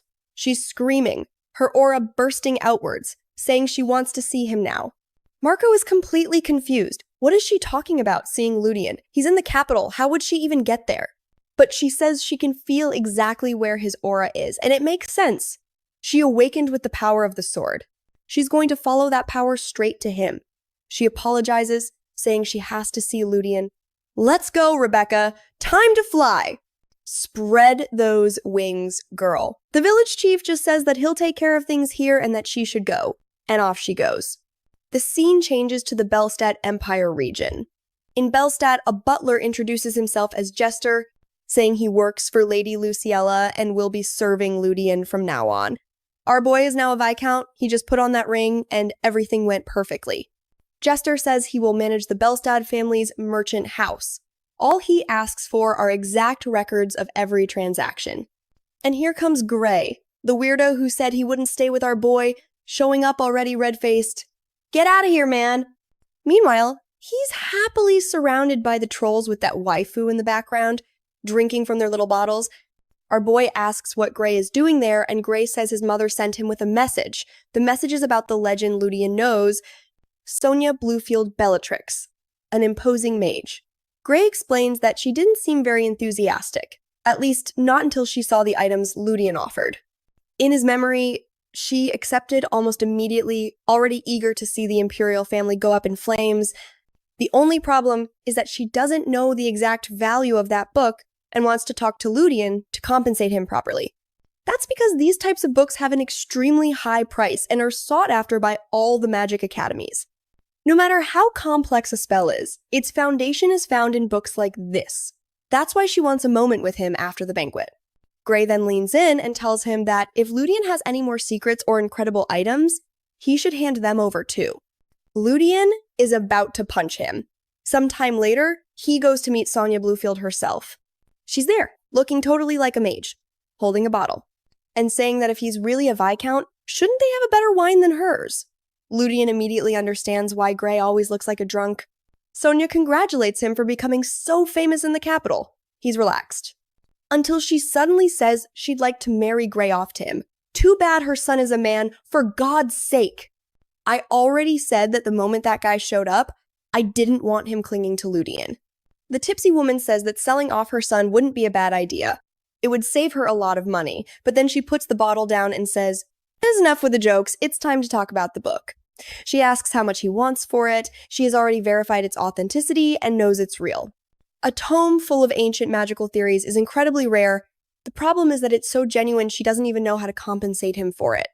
She could pay its full market value, but that would bankrupt her family. So she asks if he's interested in magical tools or artifacts. They have many of great value, but the only type of artifact he wants is one of the 7 colors, and she doesn't have that. He says no and offers a counterproposal. He knows that the reason Gray became such an extraordinary mage isn't just his talent, but also because the Bellatrix family has specialized in accumulating knowledge for generations. What he wants is for the Bellatrix family to help him become a great mage. Gray immediately tells him to wake up. He's in the swordsmanship department. There's no way he can become a great mage. Ludian says he feels he has talent. Sonia also tells him to wake up. Magic isn't like swordsmanship, where you can just train and get better. He should already know it's impossible and should propose something else because she's not here to play games. But Ludian insists he's serious. So she says that she'll have to explain, even if he were a prodigy in magic, if they started training now, it would take him 30 years to become a great mage. And that's assuming he trained 18 hours a day with off-the-charts mage productivity. She says they could speed it up with an even tougher regimen, without sleep perhaps. But it still makes no sense to her. It would be a waste of money. Ludian says he'll accept a program that makes him a great mage in 10 years or less. She can only think that he's lost his mind. But of course, Ludian suggests this because Heidi has already calculated everything. He says he can put a clause in the contract stating that they don't have to pay him anything if he doesn't reach that level. And if her house isn't capable, he can always come up with another plan. That's the final provocation. She stands up, telling him to drop out of the academy and register at the Tower of Flames tomorrow. She will create a perfect plan to make him advance as quickly as possible. And even if he has no talent, not that she thinks he has any real chance. Right after that, he says that tomorrow won't work. He needs to leave for a month, so they'll have to start after that. At that, Gray tells him to stop saying things like that to his mother because she's going to lose her mind. Sonia slams her hand on the table and says, fine, during that month, she'll be planning his study program, but since she'll be personally involved in this, he'd better be prepared for what's going to happen. Gray feels sorry for him, saying he has no idea what he's gotten himself into. Sonia grabs her bottle, sits on the huge table and tells him he shouldn't leave the capital for a month, is surrounded by demons. He simply replies that he's not going to get any information out of her. She looks at him and apologizes, saying she was just testing him, then comments that it's strange that the imperial family must know about these anomalies, but remains silent. Not even when Good died did they get involved. She also mentions that she hasn't seen the first prince in quite some time. All very interesting. Then she leaves saying that this information won't come for free. Ludian, leaning back in his chair, thinks to himself that, as expected, the changes were necessary. He casts a spell in his hand, summons a sword, and says that he has become a superior sword expert in just 1 month. We see a little earlier that he's training with Elvin. After dodging an attack, he's suddenly behind him and Elvin defends himself, wondering how this monster got so fast. They had only been training together for 1 month, and he already seemed like a different person. He had truly discovered that he was a natural genius. Then bam, Ludian drives the blade in. What the hell? It was just training. Ludian asks if he's okay, and Elvin says not to worry. It's not a fatal wound. Honestly, that stab in the middle of practice felt a bit unnecessary, but it's fine.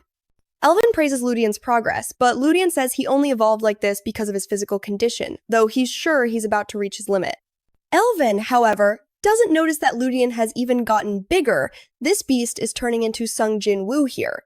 Ludian asks if there's a way to evolve even faster, and Elvin tells him he's greedy. Unfortunately, at the level he's reaching, the only fast way to grow is through real combat. Ludian says the perfect place for that would be somewhere he could risk his life and still always come out alive. Elvin says yes, but obviously a place like that doesn't exist anymore. He's heard they existed in the past, when magic and science had reached their peak, but he dismisses it, saying it clearly doesn't exist in the current world. Cut back to Ludian, who of course must know of such a place. He then asks the devil if he could recognize another member of the Seven Thrones. The devil replies that if he ran into one, it would immediately turn into a fight, as they were never exactly friends. Ludian says they'll find out soon enough, because he's keeping an eye on one of the 7 legacies, and of course he doesn't reveal which one because that would spoil the fun.